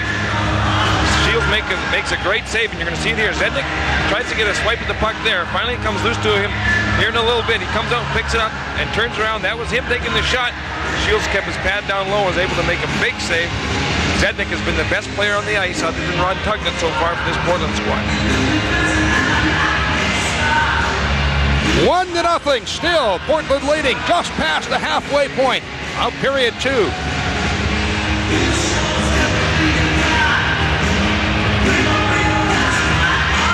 This is Metcalf for Rochester. And McCausland, don't make that Hulst for the Pirates. Pair of 10s into the face-off. It's pulled out top, rolls off the stick. And out to center ice and up the wing. Metcalf, now Nickel pulled down, and we'll have a penalty coming up. Nickel was hauled down, holding as he tried to escape. I guess probably you'd have to call it a good penalty. He might have been gone. It might have been a good penalty, and I'll tell you what, time is running out for this Rochester team. We're halfway through the first period, and you see the play, the second period, I should say, and you see the play there where Metcalf gets hauled down.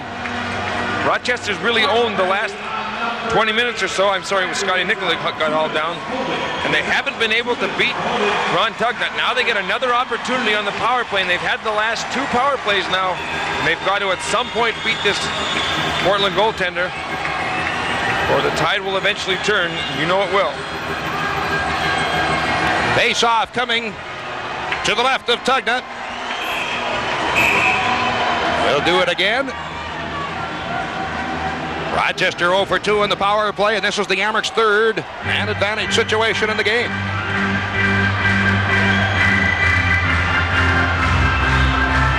Game 7 excitement going on here tonight in the Calder Cup Finals. Dribbles out in front, swept aside by Tugnut. Carried off by Pops, clears it off the boards down ice. Back for the puck, Terry Hollinger.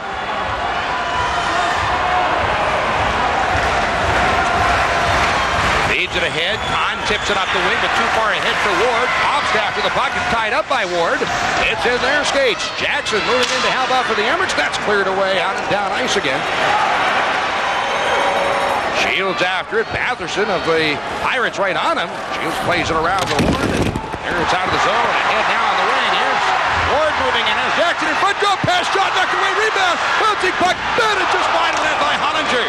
In behind, clear to the point. Hosinger keeps it in, moves in, takes his shot, gets the rebound, they score!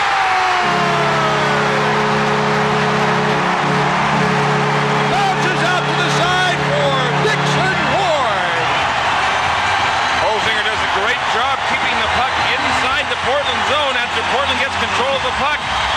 Tries to clear the zone. Holzinger takes a shot. The rebound bounces off. Tugnut's already down in there. Off to the side of the net was Dixon Ward. He drilled it past the goaltender Tugnut into an empty net. Here's the slapper coming from Holzinger. The rebound. Nobody's over there to tie up Dixon Ward. And Rochester's come back, and all their hard work has paid off. They tied this game up at 1.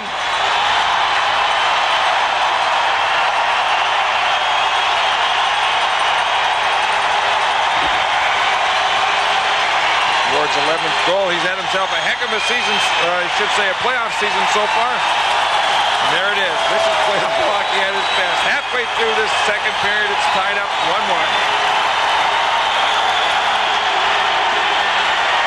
So the Amerks now 1 for 3 on the power play as the puck is in the Portland zone again. Allison and Moore bump in the corner. That's kicked loose in for the point ender. Slipped around behind the net. Pirates after the puck. Up the wing to Christie. The red line, the blue line, trying to get through. Catches up to the puck on the other side. It's in the corner now, carried away by Huda. Slips it ahead to center ice for Brown. He'll dump the puck in. It's knocked down, bouncing in the slot, pulled away. Allison now take it back by the Amerks. Brown spins around, sends it through the slot in the corner for Sharon. He's hit there by Pops, and the puck pulled away by the Pirates. Allison leads the way. There's the puck over the sideboards as he stood up there by Huda. Still has control of the puck, turns to get away. Allison pulling it out of the slide. Tied up, puck knocked away. There's Sharon to flip it out and down ice. Pirates back. Off on the wing for Pops and ahead into the Rochester zone. Terry Hollinger behind his net. Lays it away out of the zone, deflected up the wing, and now race for the puck. Nickel is tied up, goes down, another penalty coming up to the Pirates. Nickel racing after the puck, draws another penalty. Play is now whistled down as they crash into the corner, and Rochester will have another power play opportunity. Well, I don't blame Portland for being a little upset at this penalty. I'm not sure that this one should be. We're going to have a chance to see a replay on, and it's a tripping penalty. Zell is the player in the penalty box, and we're going to get an opportunity to see the play here. And I think Scotty Nichols just lost an edge. I'm not sure. but that should have been a penalty. He was going after a puck, and it was a pretty decent hip check, I thought. Brad Lazell is in the penalty box for 2 minutes, and now Portland's going to have to try and kill off a penalty. So the Amerks, having just scored a power play goal, have another opportunity right here.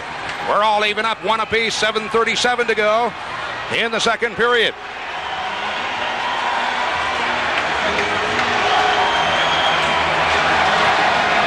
It's Ward, Kahn, Jackson up front, Hollinger and Holzinger back. As you see, the sight from behind goaltender Ron Tugnut.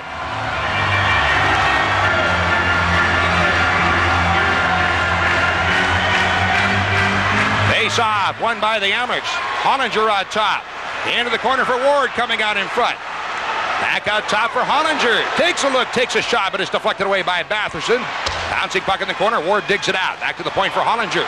Skates along the blue line, turns, doesn't shoot. Now he shoots, right on, stick stop. Tugnut has the puck and holds on. Get a chance to see how a goaltender reacts to a long shot.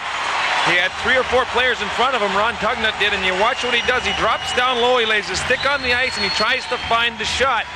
He was able to make the save. Keep the score tied at 1. Here it is here. Watch him get down low. See him looking through the crowd. He's got a stick on the ice. The puck hit his stick. He covers it up with his glove and hangs onto it for this face-off that's going to take place to his left. Great shot from the camera angle there. Lots of great shots over this series and through the season with this excellent camera crew.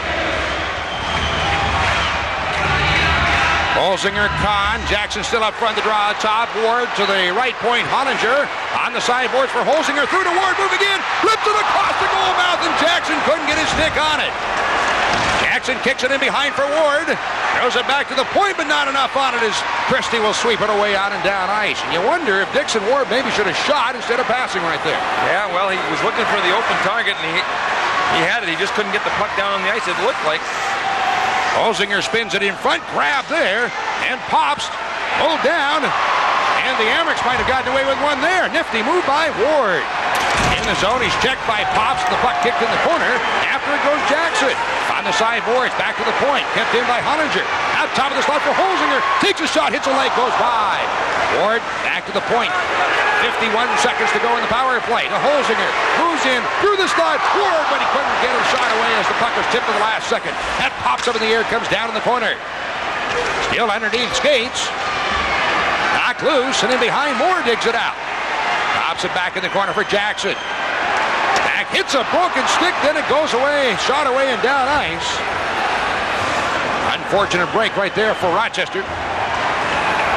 In behind the net is picked up by Terry Hollinger with 20 seconds to go in this man advantage. Up the wing to Moore, to the red line, dumps it in. Down behind the net as it crashed there. Trying to dig it out is Moore, watched on by Craig Sharon. Moore back to Sharon and behind. On the sideboard, Sharon still has the puck. Out top, kept in by Huda. Wrist shot in front, knocked down. Scramble with a loose puck. It's loose, moving in. Shot wide of the net, in behind by Sharon. Pulled off of the sideboards, then poked off the boards out and down ice by the Pirates. The penalty has expired as Portland's back at full strength. On to center ice, knocked off the stick of Kaufman. Tripped up is Primo, to carrying on is Moore. Moving in, takes a shot, goes wide. After the rebound, gets it himself. Good shot in off the stick of Tugnut wide. On the boards, down in front of his net by Batherson, and on the attack, here come the Pirates. Ahead, McCausland. One-on-one with Huda. Got the puck through, but couldn't get up on the other side as Huda knocked him down. Behind the net, taken by Huda. Begins to work his way up, and a pass off in the wing for Primo. Deflects it all the way down. Rolls in and through the goal crease on a icing. Metcalf after it as they crash into the backboards. Ascucci there for the Pirates, slides it up the wing. It's to the point, kept in by Frawley momentarily, and again Frawley gets to it to keep it in. Ascucci rips it around to the point. Balanson can't get there in time, and that's all the way down ice. Back for the puck goes Metcalf, not enough on it for icing. Metcalf in behind, rips it up the wing through down ice. This one could be an icing the other way. Tugnut, no, we'll play it, and the Pirates have the puck. Shot cross rink, out of the zone, and in there for the Amerks, back for the puck. Rookie defenseman Moves it along the far side to center ice. Taken by Metcalf at the red line. Gets it across the blue line, but Pops knocks it down there, and the Pirates have it. Feed up the wing. Moving in the corner is Halls trying to break in on goal. One-handed shot. That's knocked away, and the rebound is carried off by Ender. Now to Dixon Ward. Waves his way along the red line. Puck gets away from him, and the Amerks still get to it in time. This Melanson will dump it around behind the net. There's Eric Sharon for the Pirates, and a feed away to center ice for Batherson. Slides it in on goal. Stick stop for Shields. Shovels it ahead for Clemente, who carries it in behind. Stops there. 1-1 tie with 3:39 to go in the second period. On feeds it ahead for Ward. Dumps it in. Now Gunas back. Tied up in the back boards by Holzinger. That's the point. Bounces over the stick of Moore. Out to center ice. Clemente is there. Shoots it in again. That stops it behind his net. Off of the near wing. Sim cross link to center ice. Clemente over the red line. Dumps it in. Up in the corner. Trying to dig it out. Jackson gets tied up, and the loose puck is carried off by the Pirates. On the near wing, Mazur. Bumped there by Jackson, who's sent to the ice. Sharon is dumped by Pascucci. Puck comes loose, and the Amerks have it. Metcalf dumps it in. And the whistle stops play. 2:58 to go here in the second period. 1-1 tie. You're watching the American Hockey League's Calder Cup Finals on the Empire Sports Network.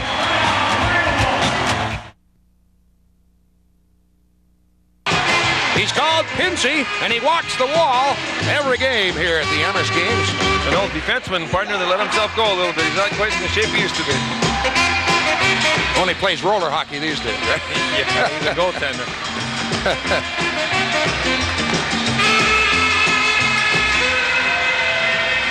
Yeah, little ice repair work going on as Pinsey continues his walk on the wall. Look at some of the sights and sounds at the War Memorial here in Rochester. Well, they're all enjoying it. Chicago Blackhawk fan.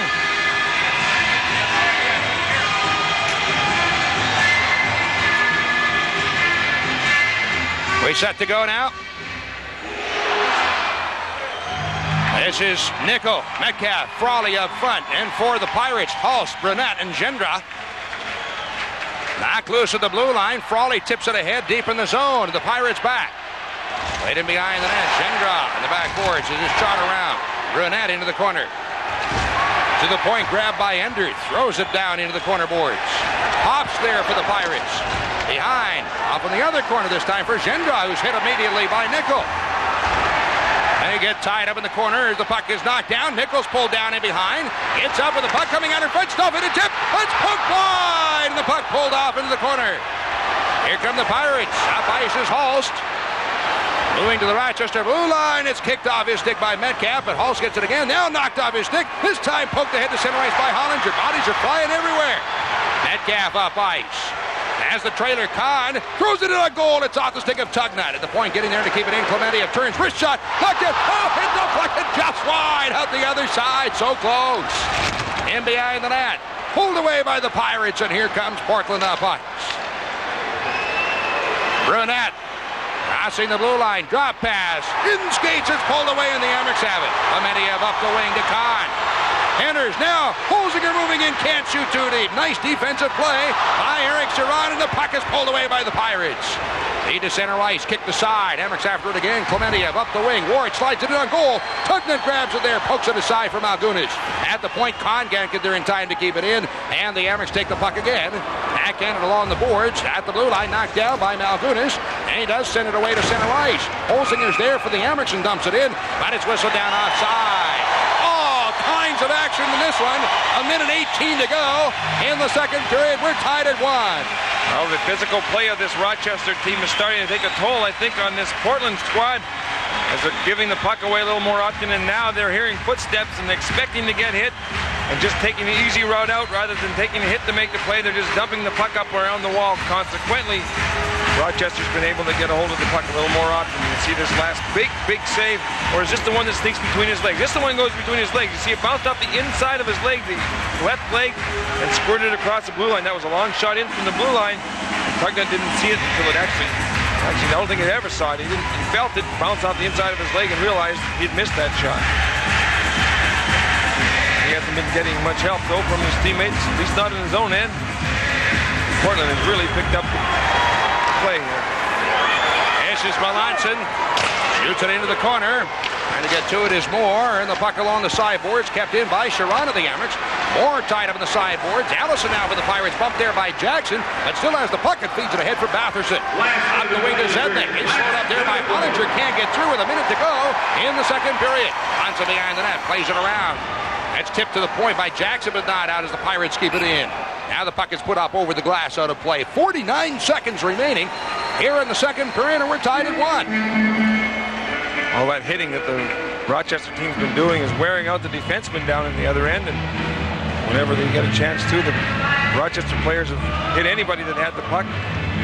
Late in a season like this, hits seem to hurt a little more, take a little more steam under the players. And that guy there, like the guy with the magic touch, Gendron, scored a lot of goals for this Portland squad through these playoffs. He's got 15 of them, 18 assists, 33 points, and he now is 1 point behind Dixon Ward, as Dixon scored a goal tonight and now has 34 points. By the way, that's the 34 points for Ward is the second highest total in playoff history. McDougall with the Cape Breton Oilers, and I think it was 52 points, 1993 for the Cape Breton Oilers when they beat Rochester in the finals. That's a career for some people, Martin. 26 goals, 26 assists in the playoffs. Boy. Behind the net. It's taken by Huda. Into the corner for Ender as the Amerks begin to move up ice. 36 seconds to go in the period, and a pass ahead to center ice. After it, two-line offside pass, so that stops play. It'll take the face-off once again down into the Rochester zone. There's a gritty little hockey player there, Scott Nickel. Scored the overtime winner in Game 5, and he can't weigh 150 pounds soaking wet, but I'll tell you what, he comes to play every single night. And those two guys have had quite a bit of work. Steve Shields tugged in at the other end. His face-off comes down. Going to be at the top of the face-off circle to Steve Shields' left. Set down for the face-off.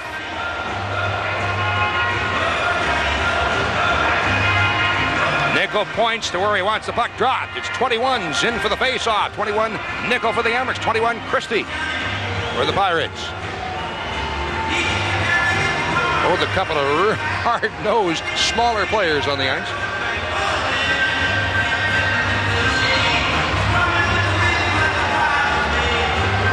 Now the shots now, 22-13 in favor of Rochester as Christie is talking with the referee. Or the linesman make that. Set to go again. Drawn back to the point for Popst. Makes a wrist shot, but that's deflected way up into the stands out of play. So we'll have another face-off coming up in Rochester's end. Good. We're going to go through this again. And the reason that we talked about it earlier, why these players try and get better position in the offensive or defensive zone is because these face-offs are so important. You can score key goals off of them. And you can, it's the one time during the game you can actually set up a play. It's a little tougher when everybody's moving, but off of a face-off, nobody's moving. Everybody starts from the position they're in, and you can set a play up. That's why they cheat so much. Christie positioning his players. He steps in this time against Scott Metcalf for the face-off. Puck goes back to the point again. Wrist shot, your foot deflection goes wide. It's Jackson for Rochester feeding it out of the zone and taken back by the Pirates. 18 seconds left in the period. Right along the wing and deflected by Christie into the Rochester zone. Back for it goes Huda. Gets it off the boards, through and down ice. 10 seconds to go. Is this going to be icing? No, it's waved off. Dugnut sends it behind his net. Off into the corner. 5 seconds left in the period. This is shot out and down ice, and that'll do it for period 2. Well, it was 1 goal scored by the Pirates in the first period. Now 1 goal scored by Rochester in the second period. So that means we're all even up. And we have a player that's down on the ice and getting up very slowly. Can you pick out who it is? Can't, partner, but... Is that Popst? Steve Popst, I believe, the defenseman, yes, number 3. You know what? He ran into Scotty Metcalf. Metcalf just finished off the check, which they've been doing all night here. And it's starting to take its toll on this Portland squad. So Popst gets up and very gingerly waiting for the trainer to assist him here. Let's see if we can pick up what happened there at the end of the period. Hospice is looking to the referee to at least explain the situation. But here, off the corner of your screen, you see Scotty throw the check there. And they land into the boards. And it doesn't look that bad, except you see him fall down at the top of the screen. He falls down and actually lays down on the ice for a little bit. The referee obviously is looking up ice. It appears to be his knee. You see him grimace as he tries to stand up and put weight on it. It looks like it's his left leg, but he eventually does get up, make his way off the ice, and he wanted to have a chat with the referee, but that never came up. Well, very interesting period there. If we go to Game 7, third period coming up, still hasn't been decided. We're all tied at 1. How great is this? Oh, can't get any better, right? End-to-end action. It has been tremendous so far. A lot coming your way during this intermission, so stay with us. 1-1, Rochester and Portland. Game 7 of the Calder Cup Finals. You're watching right here on the Empire Sports Network.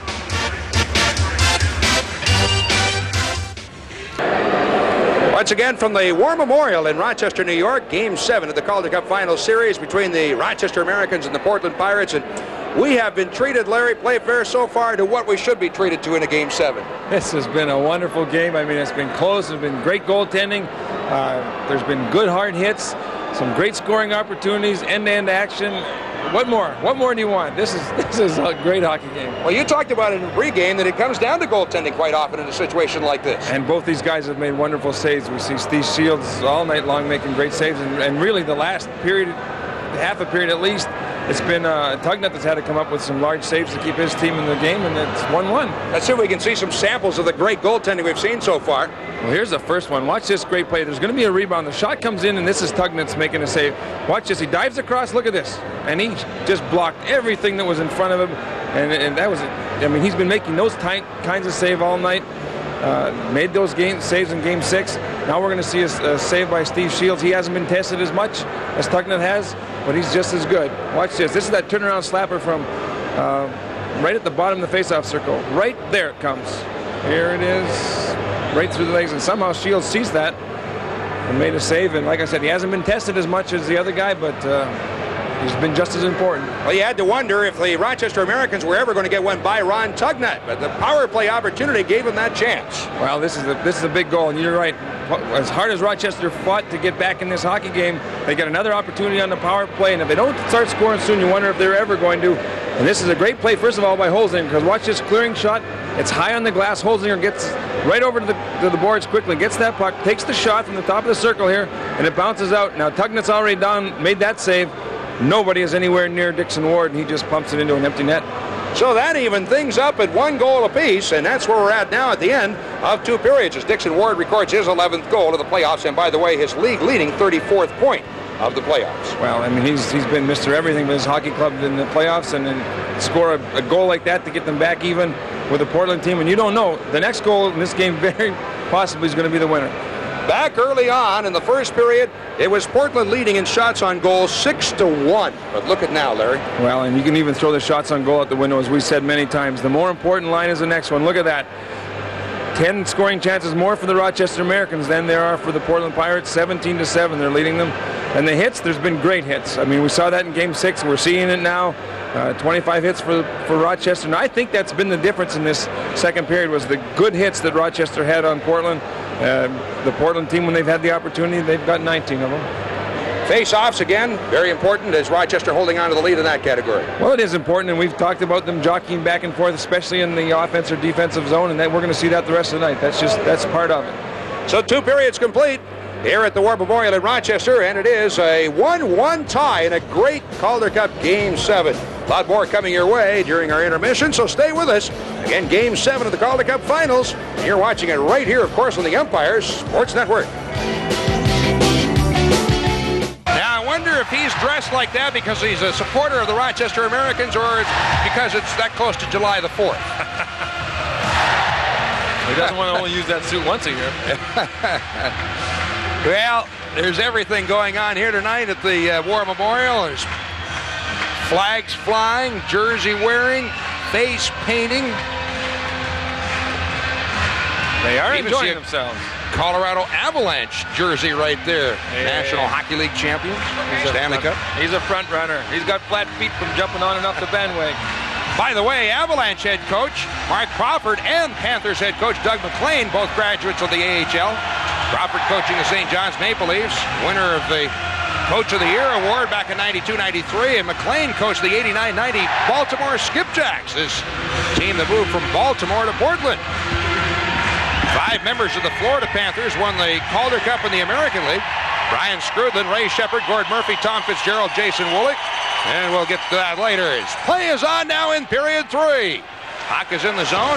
Back to the point. Kicked away and down ice by Nickel. It'll be icing. Yes, it is. There's the whistle. So we're down to the 3rd period. Game 7. Last game of the season. And we're all tied at 1. This is the next most important 20 minutes of these players' lives, and they know it. Certainly in their hockey careers, at least. For some of these guys, it's an opportunity to show the general managers and scouts in the building that they deserve a shot at the National League. For some of these guys, this may be their last year in the league, and they want to go out winners. Face off to the left of Shields. Still in the skates of Metcalf, kicks it back in the corner. Hollinger tying it up there, and Hall's digging it out for the Pirates. He watched by Metcalf. Now Metcalf pulls the puck away, slides it up the wing to Nickel, and here come the Amerks up ice. Nickel dumps it in, gives chase. Malgunas turning back for the Pirates. Down behind his net, pokes it around to the point. Hollinger there, keeping it in. One-timer goes wide. Bounces out of the slot. After the puck, Metcalf slides it off in the corner. Not nobody there for Rochester, and the puck pulled away to the point and out the center ice. Hollinger takes it, dumps it in. Hammers clear the zone. Raleigh into the corner after the puck. He's tied up in the corner, still has the puck in his skates along the backboards. He and Malgunas battling for it. Holzinger for the Amerks in there, being watched closely by Allison. And behind, now moving in also, Ward, but the puck pulled away by the Pirates. Gendra slides it ahead to center ice for Brunette. Moving it to the Rochester blue line, in top of the slot, has it, feeds it off, and moving in was Allison, but couldn't get a backhander away. Into the corner, Brunette centers it out in the slot for Gendra, tried to tip it off to Allison. On the backboards, Huda kicks it loose, and in the corner, that's backhanded in the air and out of the zone by Ward. Chasing it down in his own zone, Eric Chiron of the Pirates. Pass off to Pops, who was injured at the end of the period, but comes back and seems to be all right here. In the zone, offside against the Pirates. These Portland players that get banged up keep coming back. Well, you know, they don't even slow down. They start the end of the 2nd period in a strong note. Both teams have come out here and just kept the high intensity going. Rochester Americans have continued to try and bump and grind, and there's the lone goal scorer so far for this Portland team. Gibson Ward from the Rochester Americans are the only 2 players to tally yet tonight. Glad to have you folks with us tonight. I'm Don Stevens alongside Larry Playfair, and downstairs Bill Pucko. And we welcome those of you watching on NESA and the New England Sports Network, HTS, which is Home Team Sports in Washington, D.C., and live tonight on WPXT Fox 51 in Portland, Maine. We're glad to have all of you with us. Game 7 has been what it should be. It's Moore to dig it out of the corner. Throws it in on goal off the stick of Tugnut. Away the Pirates. To center ice by Eric Chiron and Ender for Rochester, knocks that loose. Pops. Pass up ice. Matherson on the right side. Mazur can't reach it. That's back to the blue line. Mazur grabs it, keeps it in, tried to dump it in the corner, but it pops up over the glass out of play. 1-1 tie, 17:52 to go in the 3rd period. A young man that's had a pretty good season. Ramon Endor. Higher draft picks for the Buffalo Sabres a couple years back, and he's a big boy, 6'2", 210 pounds.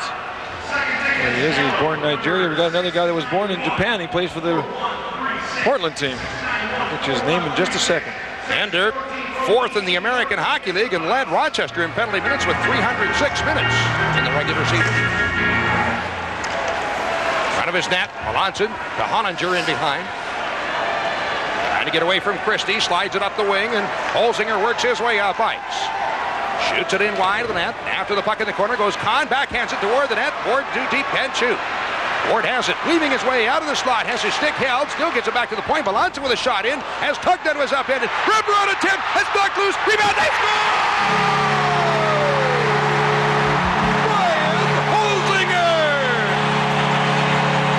You cannot fault Ron Tugnut on this goal because because Holzinger sneaks around the net and gets a shot on Tugnut. Tugnut comes across and stacks his pads. He just doesn't get any help from his defenseman. We'll see the play unfold here as the shot comes in from the blue line. Holzinger sneaks away, gets the puck and comes around. Tugnut's down and out now, but watch this. He comes across, stacks his pads, makes the save. There's no way he can get that shot. And that young man right there scored maybe the biggest goal of his hockey career so far. His team now has a lead by 1. It's 2-1 for the Rochester Americans. Yeah, he says. Holzinger with his 10th of the playoffs.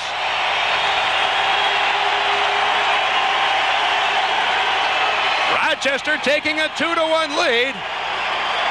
Lots of time remaining in this game, however. Hold on to your hats. Now Dunas in behind. Slides it up the wing into center ice. Hulse gets tripped up and goes down, but catches up to the puck and slides it in. Comes out in front, tipped off into the corner by Huda. Centering pass in front, pulled away, backhanded out and down ice by Frawley. Icing call, Malgunas is back. There's the whistle. 16:56 to go in the third period. Rochester 2, Portland 1, and you're watching the American Hockey League's Calder Cup Finals on the Empire Sports Network. Can you hear yourself talking? Bill Pucko ringside with Tom Ebright, the owner of the Portland Pirates. You brought the franchise back to some real success in the last 3 years here, haven't you? Portland's been a great town for us. The fans have really supported the Pirates and made the Pirates successful. Been a great city, great team, and unbelievable today. Portland, a good hockey city. Oh yeah, great hockey city. The fans supported this team. Even when we were having trouble this year, they stayed with us through the playoffs. I really think the fans were the extra player in the ice this year. Very good. Tom Ebright, the owner of the Portland Pirates. His team down 2-1, back upstairs. As play continues now at the War Memorial, Rochester leading for the first time in the game. It's 2-1. That goal scored by Holzinger, his 11th or 10th of the playoffs. Ward and Kahn assisting. Backhanded out and down ice by Huda. Chasing after it, Lazelle for the Pirates. Way to center ice, knocked loose at the red line. Moore turns, dumps it in. After the puck, Jackson in the corner, slides it along the backboards for Sharon, who's hit immediately by Pascucci. That goes down as hand pass will stop play. 16:14 to go in the third period. Rochester 2 and Portland 1. Greg Sharon, who had a wonderful regular season and hasn't made a whole bunch of noise here in this series, but he's had a pretty good playoff nevertheless. You see he was voted the MVP this year. You know, it's nice to see Tom Ebright just get interviewed there a bit ago and see him have success. When a guy takes a chance like that on a hockey club, Steve Donner as well, to be rewarded with team playing as well as they have. It's good to see. It's good for hockey. And the gentleman I was trying to remember his name was Mark Kaufman. He's the guy that was born in Japan. As once again you get the look at Ron Tugnut, another modern day attendance record here tonight, 7,502, 7,502. And the reason they say modern day is back many years ago, it used to be allowed to have standing room here in this building, but the fire officials say no more, so it's been about 7,350 was the maximum attendance. There's the attendance, 7,502. Every corner, Larry, of this building has a chair in it now. Rochester team cannot afford to not continue to play the same way they've been playing up until now. Since the halfway mark of the first period, they've really played more physical and they've taken the plate to the Portland team. If they back off from that now that they're up by a goal, it could be very costly because this Portland team can score. They proved that in Game 6. 15:58 to go in the third period. Holzinger, Ward, and Kahn up front. That's the line that scored the last goal. Long shot in, Shields with the glove stop. Oninger plays it along the wing, and Ward carries it up ice. The red line backhands it in. Back for it, Sherrod in the corner. Kahn right on him. Pulled along the wing, outs to the blue line, and at the point kept in by Hollinger. Long shot in, and it's grabbed by Tugnut. Ward right there on the doorstep, and Tugnut covers up. Ron Tugnut so focused tonight. He saw that puck coming in and didn't let the fact that Ward was there to interfere with him at all. was able to keep an eye on the puck coming in and held on to it and forced this face-off. There's two defensemen that are really been the go-to guys for John Tortorella. One of them you just saw, Hollinger. The other guy is Doug Huda, the two veteran players, both with NHL experience. One of them is on the ice at all times. John Tortorella purposely has set it up that way. I was talking earlier, Larry, about the former Calder Cup winners playing for the Florida Panthers in the Stanley Cup Finals. So the Stanley Cup champions, the Colorado Avalanche, had two former Calder Cup winners on their team. Patrick Waugh, the goaltender, playing for Sherbrooke in '85, and with the Stanley Cup winning goal, a former Rochester American, defenseman Yuri Krupp, the first German-born player to have his name put on the Stanley Cup.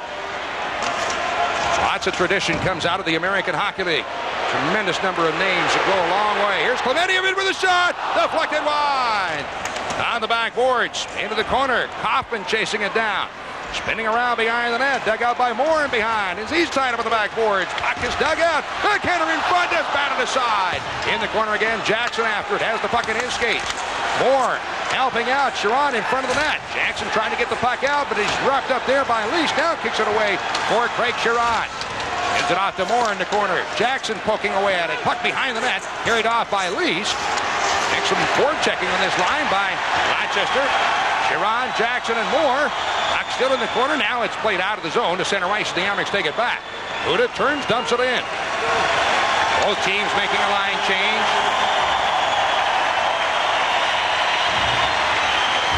Pirates with the puck in their own zone. Off on the wing, taken away by the Amerks. Nickel with a shot. Stick stop, Tugnutt. In the corner, Metcalf sends it in behind. Getting to the puck first is Frawley for Rochester. Spins, backhands it into the corner, then catching up to the puck himself, draws it in behind the net. Wrap around backhander. Tugnutt makes the stop. He's on the puck and holds on as Rochester continues to pile in on the Portland net.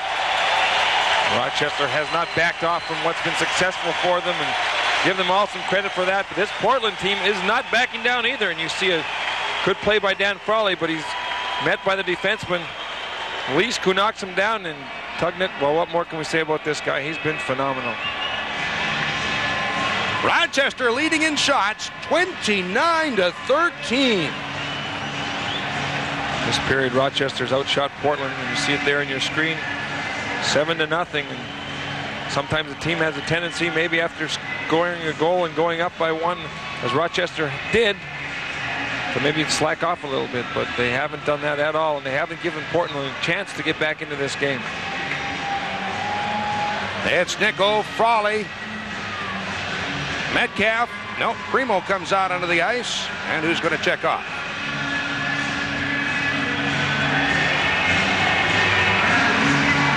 Melanson and Hollinger are the defensemen. Rochester still waiting for a forward, but now they say that Metcalf has to stay on the ice, so the Amerks get caught right now with one defenseman on the ice. No, wait a minute. What am I talking about? Hollinger and Melanson. Never mind. Forget what I just said, okay? I'm just watching John Tortorella upset with the situation, and still haven't figured out why. Now here's Melanson in from the corner. Takes a shot in. Tugnutt knocks it down. He lost sight of it. Finally found it and covers up quickly. So Chiron just spears Scott Nickel. Scotty Nickel's one of the better actors I've seen out here. He was the guy who drew a penalty earlier in the second period. Just now acted like he'd been shot by a gun. The referee wasn't going to call a penalty, so he quickly found his composure. Okay. Okay, all right, I'll get up. Once again, the face-off to the left of Tugnutt. Nickel and Allison for the face-off. 2-1. Rochester leading. The Pirates scored in the first period. The Amerks picked up one in the second, adding one in the third.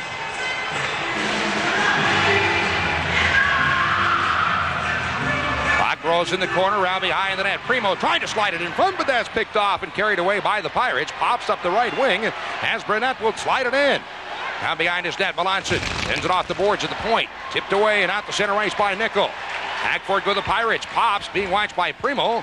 Sends it off the boards, but not out. It's kept in. Here's Nickel. Slips it in on. No, they'll call that offside as The linesman would actually block the puck, but I thought he was inside the blue line. We'll check it out here anyway. Well, the AAA game of the week comes your way Saturday night, 7 o'clock, as the Omaha Royals travel to Buffalo to take on the Bison. Exciting minor league action on your home for the AAA game of the week. Of course, it's right here, the Empire Sports Network.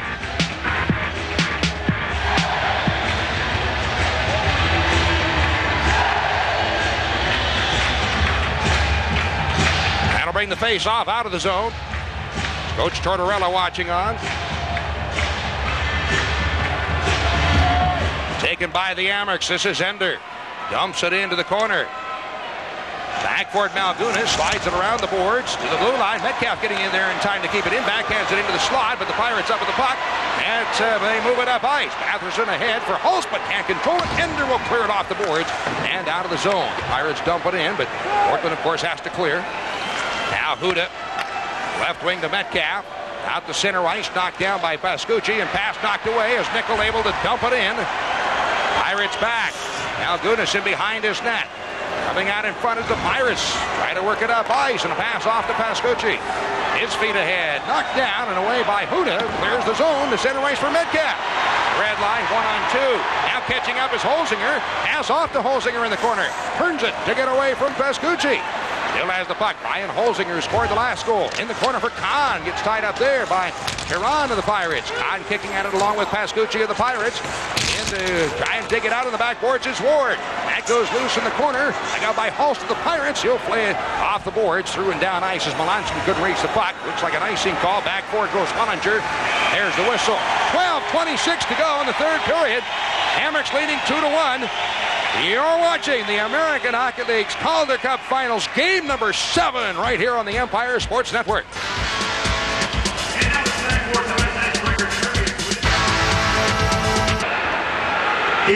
Now you're watching the coaching duo of Barry Trotz and former Emmerich Paul Gardner.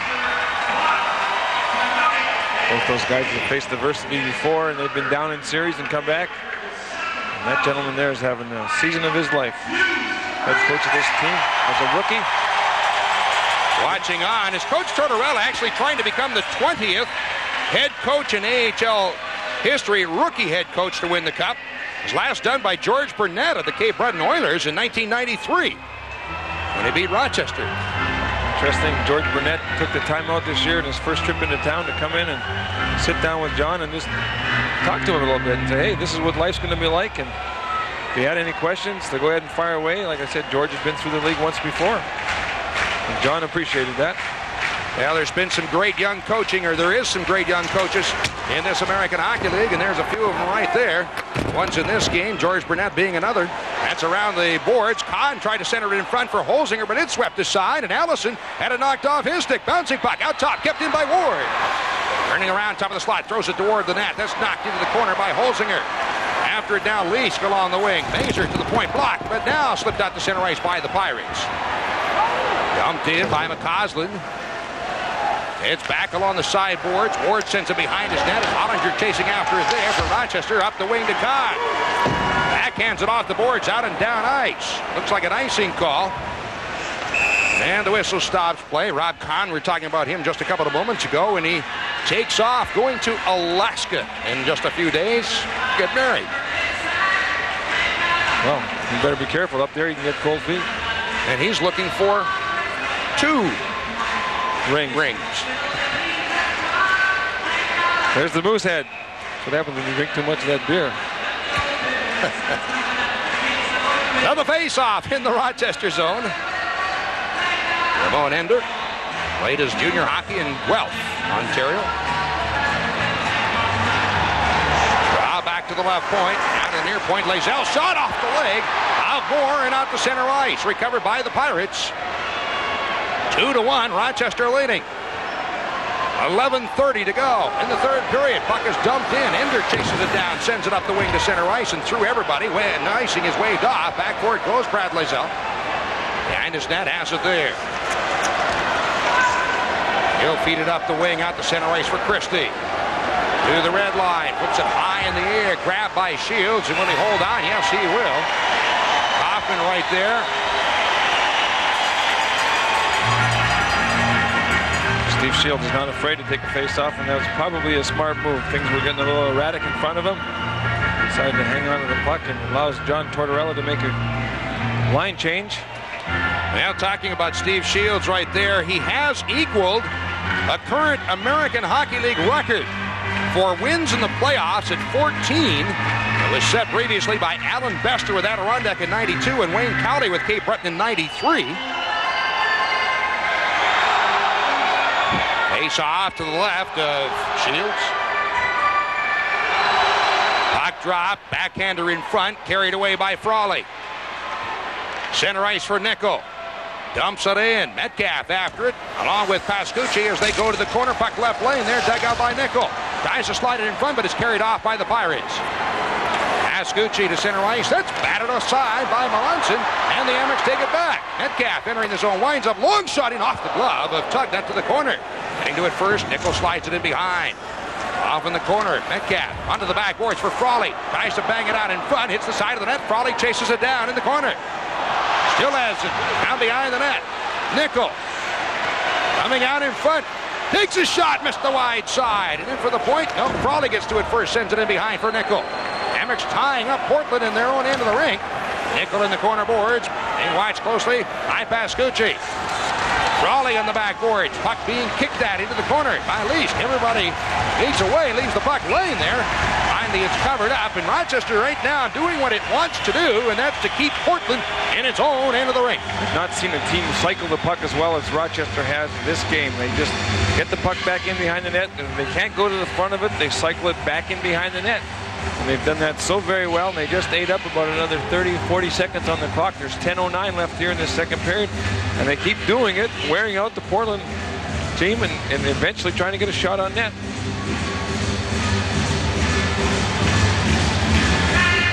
Rob Kahn hoping to win his second Calder Cup.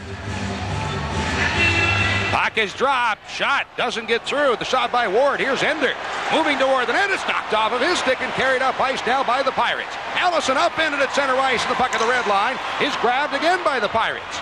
Pops at the right side. Allison drops it back to Pops, but it bounces away from him. Buda into the corner. Slides it along the sideboards. No, that's kicked loose. Now Ender in behind as we've just passed the halfway point of the third period. Ender, center ice, too far for Holzinger. Taken back by the Pirates. Allison loses control, and Huda slips it out to center ice, but the Pirates have it right back again. Pops off to Malgunas. That's intercepted by Ward. Moving up ice. Ward all by himself, waiting for help to catch up. Tries to slip the puck out in front, but is pulled away by Pops. Ward gets it back again on the sideboards. Now it's by him and out of the zone to center ice. Setnik and Ward battle for the puck, taken back by the Amerks. Ward lost his stick. Actually, I think the blade came out of his aluminum shaft, and Pirates have the puck. On the right side, Christie trying to break in a goal. It's knocked off his stick by Hollinger. Nice poke check. In the corner, Hollinger trying to dig it out. Slips it along the boards. Lazell, however, keeps it in. That shot hits a leg. Moore bangs it off the boards to the point area. Now it's pulled out of the zone to center ice. 9 minutes to go in the third period. On the far wing, Melanson overskates the puck, and it's knocked loose of the Rochester blue line, off the boards to center ice, then shot in by the Pirates, and Chiron had to bounce off his stick. Pirates keep it in. It's taken away by Moore as he turns it up ice. Slowed up with a hook, goes down, and he bats the puck down into the Portland zone. Pirates back, down the wing, poked into the corner by Chiron. As the puck shot around the boards, Metcalf moving in, trying to keep the puck in, as he battles Zednik, and it's poked in behind the net. Taken there by the Pirates. Slipped off the boards out of the zone to center ice. Huda at the red line. Shoots it in. No, can't get it in. It's out of play. And the whistle stops play. 8 minutes, 22 seconds to go in the third period. Rochester with a 2-1 lead.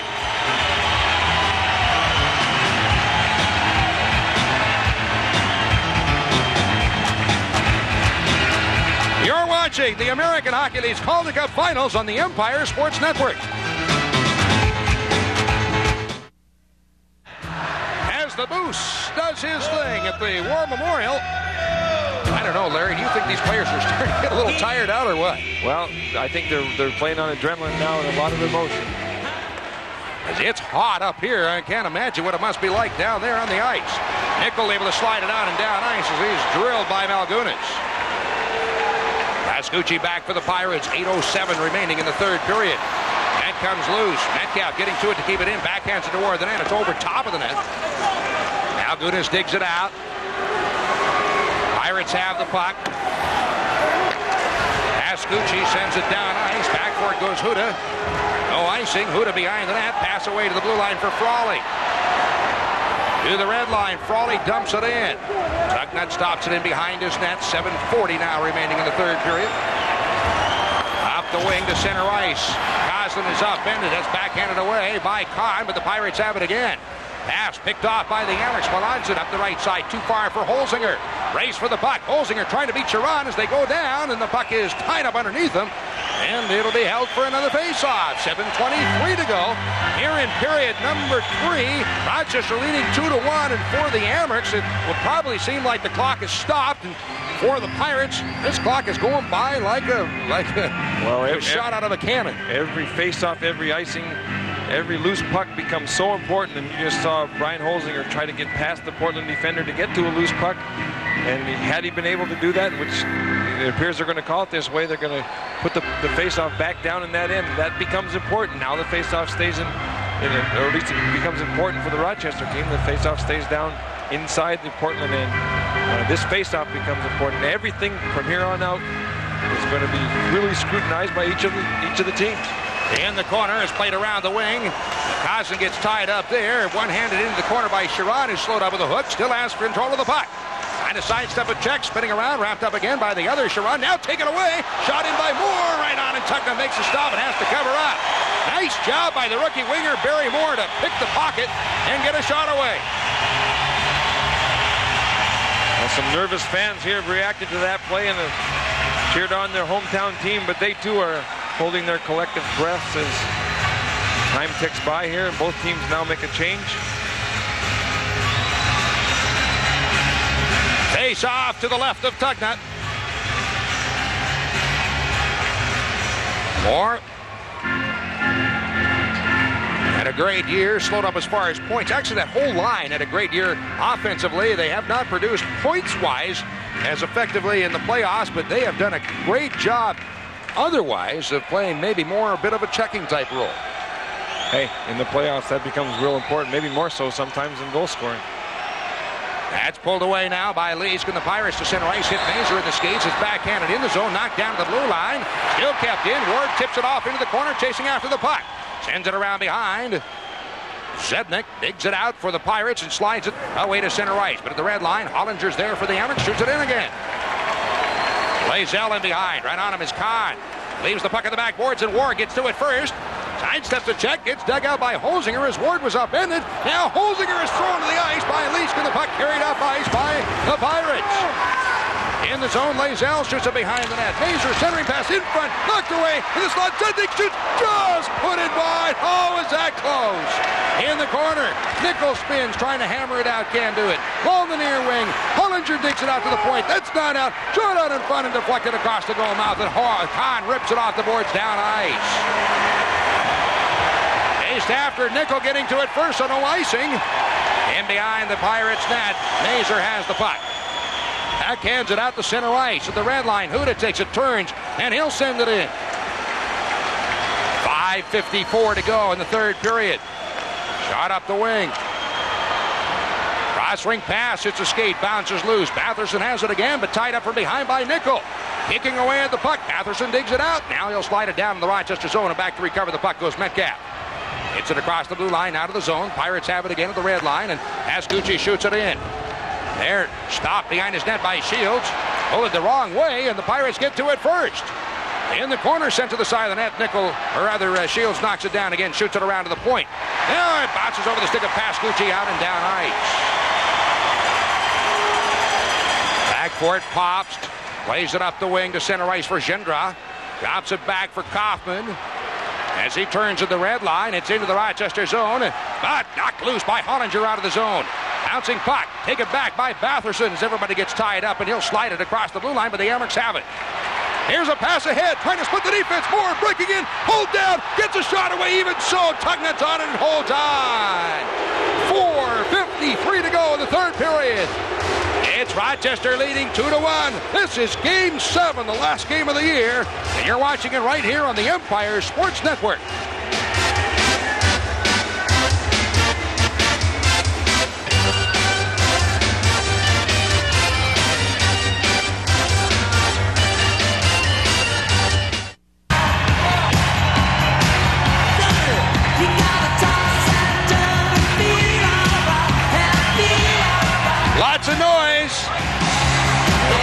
Fisher showed you a little bit of the story right now. Rochester 2, Portland 1, 4:53. So Kaufman no longer a very good friend of the Portland squad. However, there is lots of time left in this game for something to happen. All they need is one goal, and they have turned up the pressure here in the last couple of minutes. Partner. Face off. Left of Tugnut.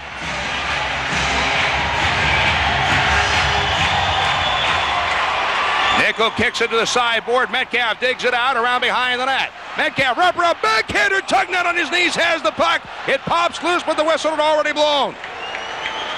This line is unbelievable at going to the net. Nickel, Metcalf, and Frawley. Well, Scotty Metcalf has had a great game tonight. It means so much to this hockey club, and he has stepped up the bat on the wraparound there.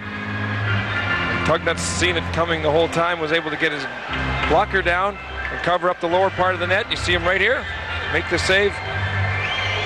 Guess who's right there in front? The old man and the young guy. Looking for a rebound. Crawley and Nickel. Set again for the face-off. Round behind the net. Chiron slides it around the wing for Brunette.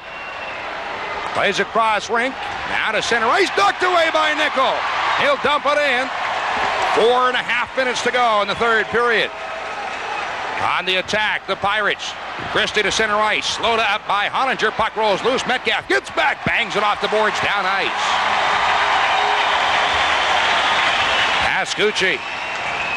Pass ahead. Deflected through. Back for it. Hollinger. Off the glass again to center ice. Down ice. Another icing call. 4:08 to go. Another face-off coming now into the Rochester zone, and while you want to do what Rochester is doing, you begin to wonder, you sit back on your heels too far, could cost you. Well, you're right, and you can't do that too long, especially now. You know that Barry Trotz has got his team at the brink. They didn't get this far by not being a good club. They didn't get this far by not scoring big goals, and they've got 4 minutes, which is lots of time to do that. Face-off now is down in the Rochester end, and Barry Trotz is talking to some of his players now, trying to set up a play. You can bet he's going to have his big gunners out on the ice. Look across, you can see Allison on the ice making his way over, getting some last-minute words from Barry Trotz. I tell you what, these fans are going to be about as tired as the players tonight. They haven't stopped all night long. Well, they're a little tentative in the first period, especially when Portland took the early lead, but once their team got back on track and scored a goal to tie it up, and then pretty much outplayed the Portland team for the rest of the way until lately, they've been very vocal. There's Allison. He's a potential goal scorer. 4 minutes, 6 seconds to go in the third period. The Amerks trying to hold on with a very slim 2-1 lead, and the Pirates trying to even it up here. Allison setting himself up like he might just go to the net with his shot. Metcalf for the face-off against Allison.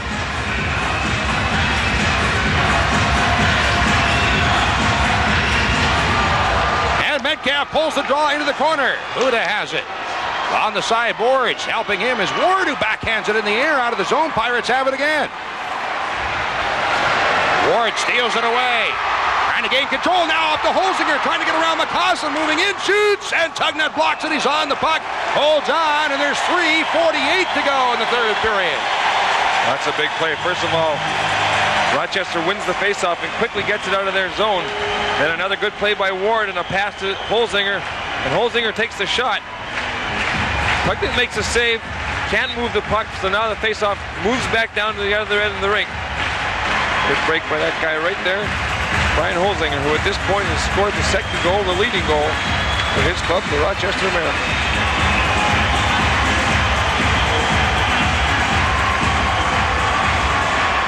Portland Pirates looking for their second cup in 3 years.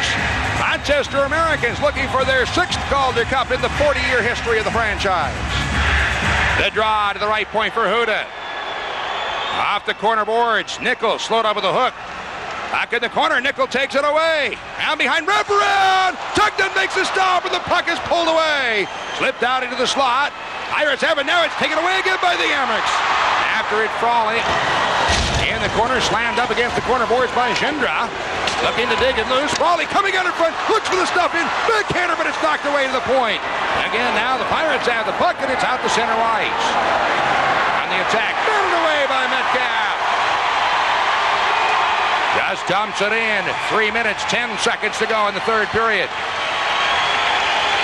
Pirates have the puck. Way to center ice, knocked loose at the Rochester blue line. Hollinger knocks it down, dumps it out and down ice. Could be an icing call. Back goes Pops. There's the whistle. 2 minutes, 55 seconds to go in the third period. Rochester 2 and Portland 1. John Tortorella not real happy with what just happened. His most experienced defenseman makes a play like that. That's not the right play for him to make. And you can see John talking to himself. The right play for Hollinger to make was either a cross ice, a hard cross ice pass so the puck wouldn't go length of the rink, or just a soft one up the middle to allow his teammates to get to it. Because what happens when you make an icing play, like happened just now, there's a face-off, comes all the way back into your zone. So you've got to now try and regain control of the puck. A Game 7 frenzy here at the War Memorial in Rochester, New York. Fans are delirious as Rochester is trying to hold on against a great Portland Pirates team.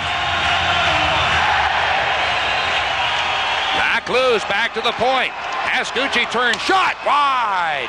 Now Jackson slips it off the boards out of the zone. 2-on-1. Here come the Amerks. This is Moore up Rice. Wrist shot deflected over the net. Rebound pulled off of the sideboards by Chiron. And Moore watching on. Shot by Moore hits the side of the net. Popston behind. It's slowed up there by Moore. Back to the point, out to center ice. And Melanson sends it across, rinking off the grass around behind the net. Up the wing to center ice. Kaufman through, but can't get it to anybody. Melanson to Jackson, dumps it in. Tugnut drops it side of his net. Holzinger steals it away, look for the centering pass, but that's knocked away. And the Pirates have the puck. Out to center ice, knocked loose by the Amerks. Melanson turns, dumps it in again. Kaufman into the corner, under 2 minutes to go in the third period. Out to center ice, taken away by Ward, sends it out to the red line. Kahn is there, but Holzinger digs it out. He'll send it down. But Coslin from behind the net. Pass off to Allison. Weaves his way up ice. Enters the zone, top of the slot, gives it off. Shot in, knocked down, at the point. Battle over the puck, flipped in the air and out of the zone to center ice.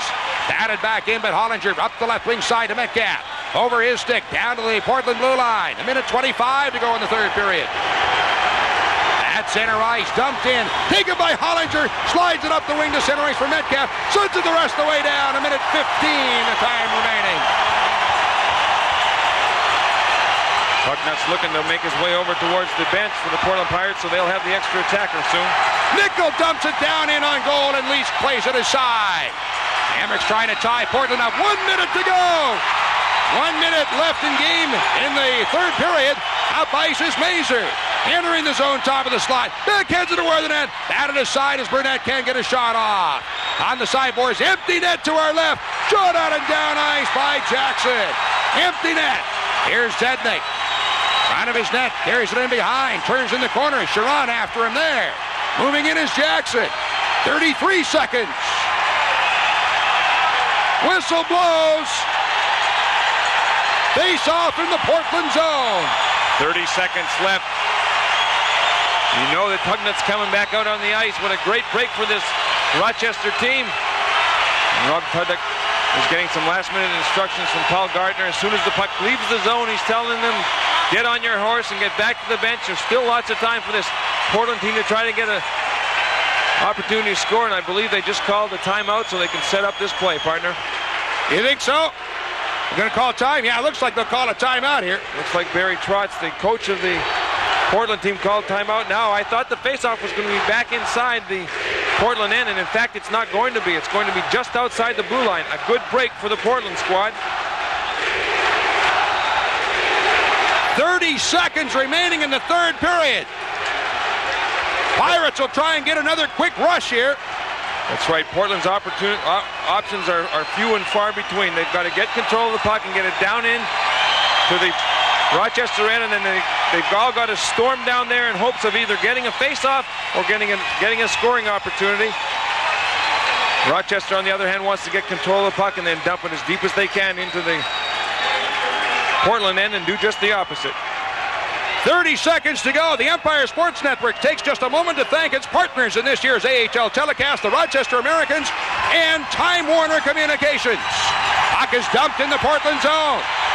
After it, Kahn around behind the net. Slides it in front. Shot just missed the net on by Holzinger. 20 seconds. In behind the net as Tugnutt is tied up, can't get out. In the corner, Nickel looking to pull it loose. Wraps it up in the corner. 12 seconds. Listen to these fans. It's tied up. Another face-off coming up. 9 seconds left. Face-off is down in the Portland end, and these fans sense that perhaps they've won themselves another Calder Cup. And in fact, the puck is not going down in the end. They're moving it back outside the blue line. John Tortorella is leaving his best face-off guys out on the ice. Scott Nichols going to take the draw. 9 seconds remaining. Empty net now as Tugnutt heads for the bench. Fans have stood here since about the 3-minute mark. Tortorella's made another move. He's decided to bring in Craig Sharon to take the draw, and he wants him to move the puck, obviously, straight ahead. Just dump it down deep. If they can do that, it's going to be very tough for Portland to get that tying goal. Here you see the many of the 7,500 fans in this sold-out War Memorial. Sharon, Jackson, Metcalf, Huda, Hollinger. For Rochester with 9 seconds to go. Face-off to be taken by Hulse to the Pirates. Sharon draws it back. Hollinger chasing it down in his own zone. Flips it off the glass, down and down ice, and that's going to be it. That is it.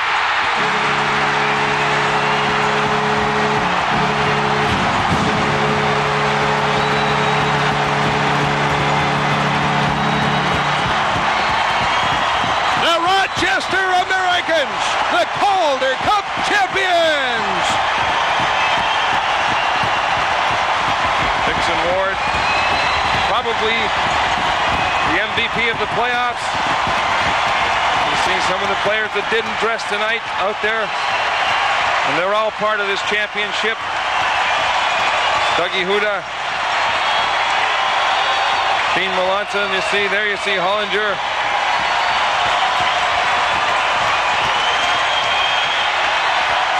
Very good hockey team beat another very good hockey team, the Portland Pirates.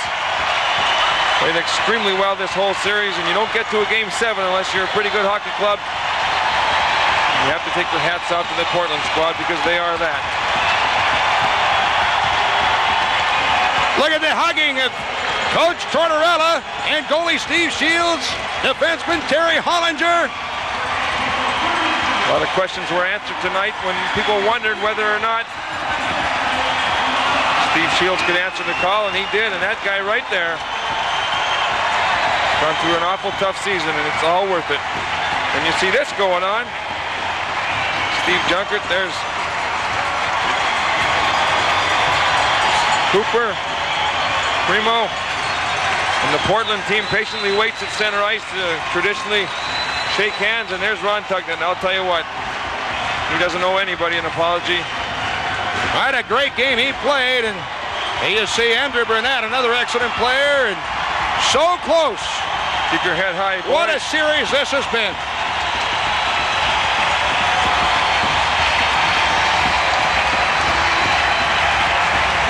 A classy group of players as they shake hands, wishing each other well.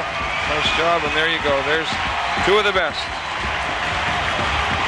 Dixon Ward makes his way through the Portland team.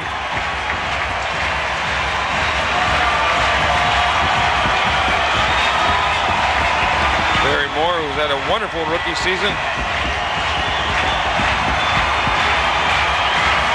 Kent Hulse, tremendous playoffs he had. What a great player he is, and he will be a National League hockey player in the not too distant future. See Paul Gardner, the assistant coach, coming up. The traditional handshake. Great sportsmanship move, and right there, Tugnut and Holzinger, as Brian Holzinger scored the game winner in period 3.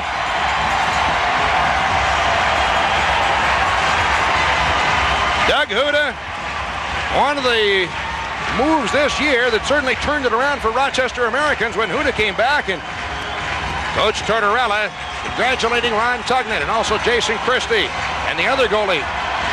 Brochu actually ended up leading the playoffs. Well, there's a lot of celebrating, a lot of festivity going on here right now, and it'll continue tonight at the War Memorial, maybe throughout the night, and we'll have more of it for you. The Rochester Americans, the Calder Cup champions, as they defeat the Portland Pirates 2-1 in Game 7. You've been watching Game 7 right here on the Empire Sports Network. We'll be right back.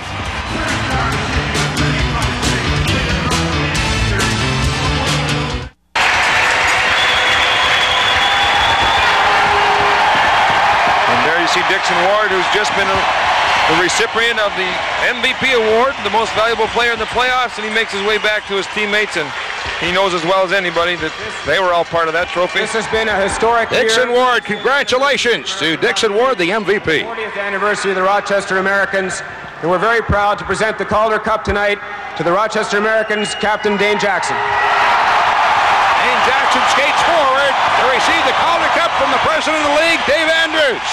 And there it is, the Calder Cup returns to Rochester. Well, folks, that's what it's all about right there. There is no finer moment to be the champion of the league that you happen to be playing in, and the Rochester Americans are.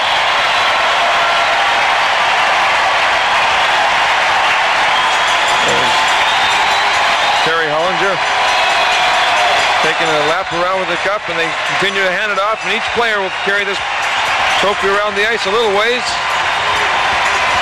Been 31 years since the Rochester Americans won the Calder Cup here at the War Memorial. 31 years. There's Dean Melanson. He's put in some time in the American Hockey League. There's a happy camper, and there he is. There's a local fan favorite, Scotty Metcalf. He raises that cup and gives it a smooch.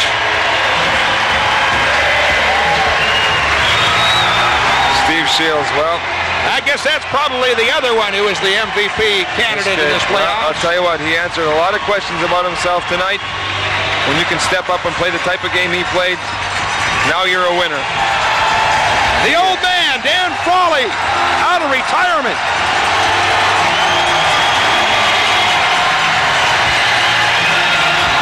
And the other old guy, Doug Huda, who's got a lot left in him. These players want the fans to share as much a part of this as they themselves do, and I don't think there's been a body left this building, partner. We're all standing, cheering on this team. And when they get done with what's going on the ice, look what's on ice in the locker room. Well, tools of the trade, huh?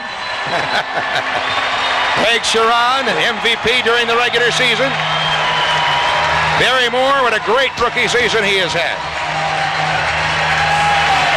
Rochester Americans skate around.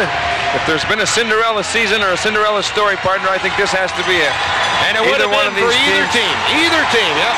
But for a rookie coach like Tortorella to bring his team from almost the last of the pack in January to the top of the heap here in June is an awful great accomplishment. Ramon Ender. He doesn't look very happy at all. I wonder what's wrong. Enjoy it, kid. Hopefully you'll have many more. And there's a youngster that they have high hopes for up in Buffalo, Curtis Brown. Yeah. He finished his junior season. Let's excuse me, Larry. Let's take it downstairs now.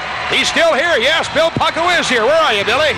Hey, how's it feel to finish it up on the winning note? Well, for what these guys have been through all year long, I don't know what to say. I have nothing but respect for my guys. It's a unit that's going to probably be split up, but what they've done here is just unbelievable. I don't know what to say. Hey, the last game I think was the best game of the whole series. I thought it was a fantastic game. I mean, the first two periods, they were fierce. It was just unbelievable.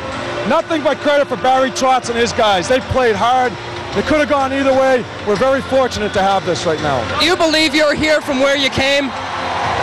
It's unbelievable. And it's these guys right here. Those are the guys that put the uniform every night. Nothing but respect for my guys. It's just fantastic. John Tortorella, the coach of the Calder Cup champion Rochester Americans. Now the festivities continue on the ice. Players skating around. They've had the team picture, and Dane Jackson gets the cup back again. And I'm quite sure that doesn't get old when you get that back. They're finally making their way into the dressing room, and Rob Kahn and Dan Frawley, Scotty Nickel. They're a great bunch of guys, and these guys will remember this the rest of their life. Look at that. Look at that line right there. Those two players, Nickel and Frawley, and the other member of that line, Scott Metcalf, have just been unbelievable all year long. You see Jody Gage, how about that? Holding the cup. He's won a couple himself with Rochester and Adirondack. There's Metcalf right there. Former teammates.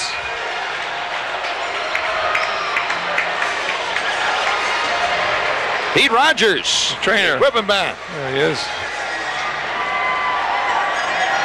Back into the locker room, you see Jason Cerrone, one of the players not dressed for this game. He gets to greet some of his teammates coming into the locker room. There's Dave Cooper. Steve Shields.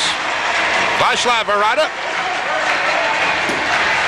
Now send it back downstairs again to Bill Pucko. Thank you, Doug. We got Scott Metcalf, sort of the philosopher king of this team. Well, it's had like 2 minutes to sink in. How's it feel? Well, I tell you, I was really emotional after we won it. I've never won a championship. To do it with this great bunch of guys, and our whole team just work, and to come out 2-1 victors, I mean, what a great feeling, and what a great time it is for this city. That was a work victory, wasn't it? Oh, we had to battle for everything. We had our chances sometimes, but we got the job done. Let's go and enjoy it. Crack a cold one and enjoy it. Everybody crack a cold one and enjoy this one. When the second one went in, did you think that was it? No, I thought it was too early in the third period. You know, a 2-1 game, you want to go out and get another one. But, I mean, we did the job, we got it done, and that just shows the character on our team. We held them to 14 shots, 1 shot in the third period. Says a lot about our team. How's it feel to be a champion? I'll let you know in about 2 days. Thanks, man. It's great right now. It's great. Scott Metcalf, Calder Cup champion, Rochester Amex. Guys, back to you. Well, it's great when you win it, Larry. You got to feel also for the team down in the other locker room, though. Well, then they got nothing to be hanging their head about. They're champions in their own right. Unfortunately, there's only one team that gets to parade around the cup, and there's some happy folks that got to see their team do it. But the Portland team, there's some awful good hockey players on it. We heard earlier from the general manager of the Washington Capitals that some of those players are going to get a good long look next year and go on to probably where they all would like to be in the National Hockey League. Well, some of the fans hanging on here at the War Memorial as the Rochester Americans are crowned the 1996 Calder Cup champions. And again, we're downstairs, and the MVP of the playoffs, Dixon Ward. Billy, you there? Yeah, congratulations, Dixon Ward, on the MVP. How's it feel to be a champ? It's the first time in my life I've ever been a champion, and I'm damn good. We're all going to enjoy it. This is great. I'm so happy for this city, for this organization, and I'll remember this for the rest of my life. How tough was it out there playing tonight? Oh, it was a great game. They played so hard, and our guys just were so ready to play.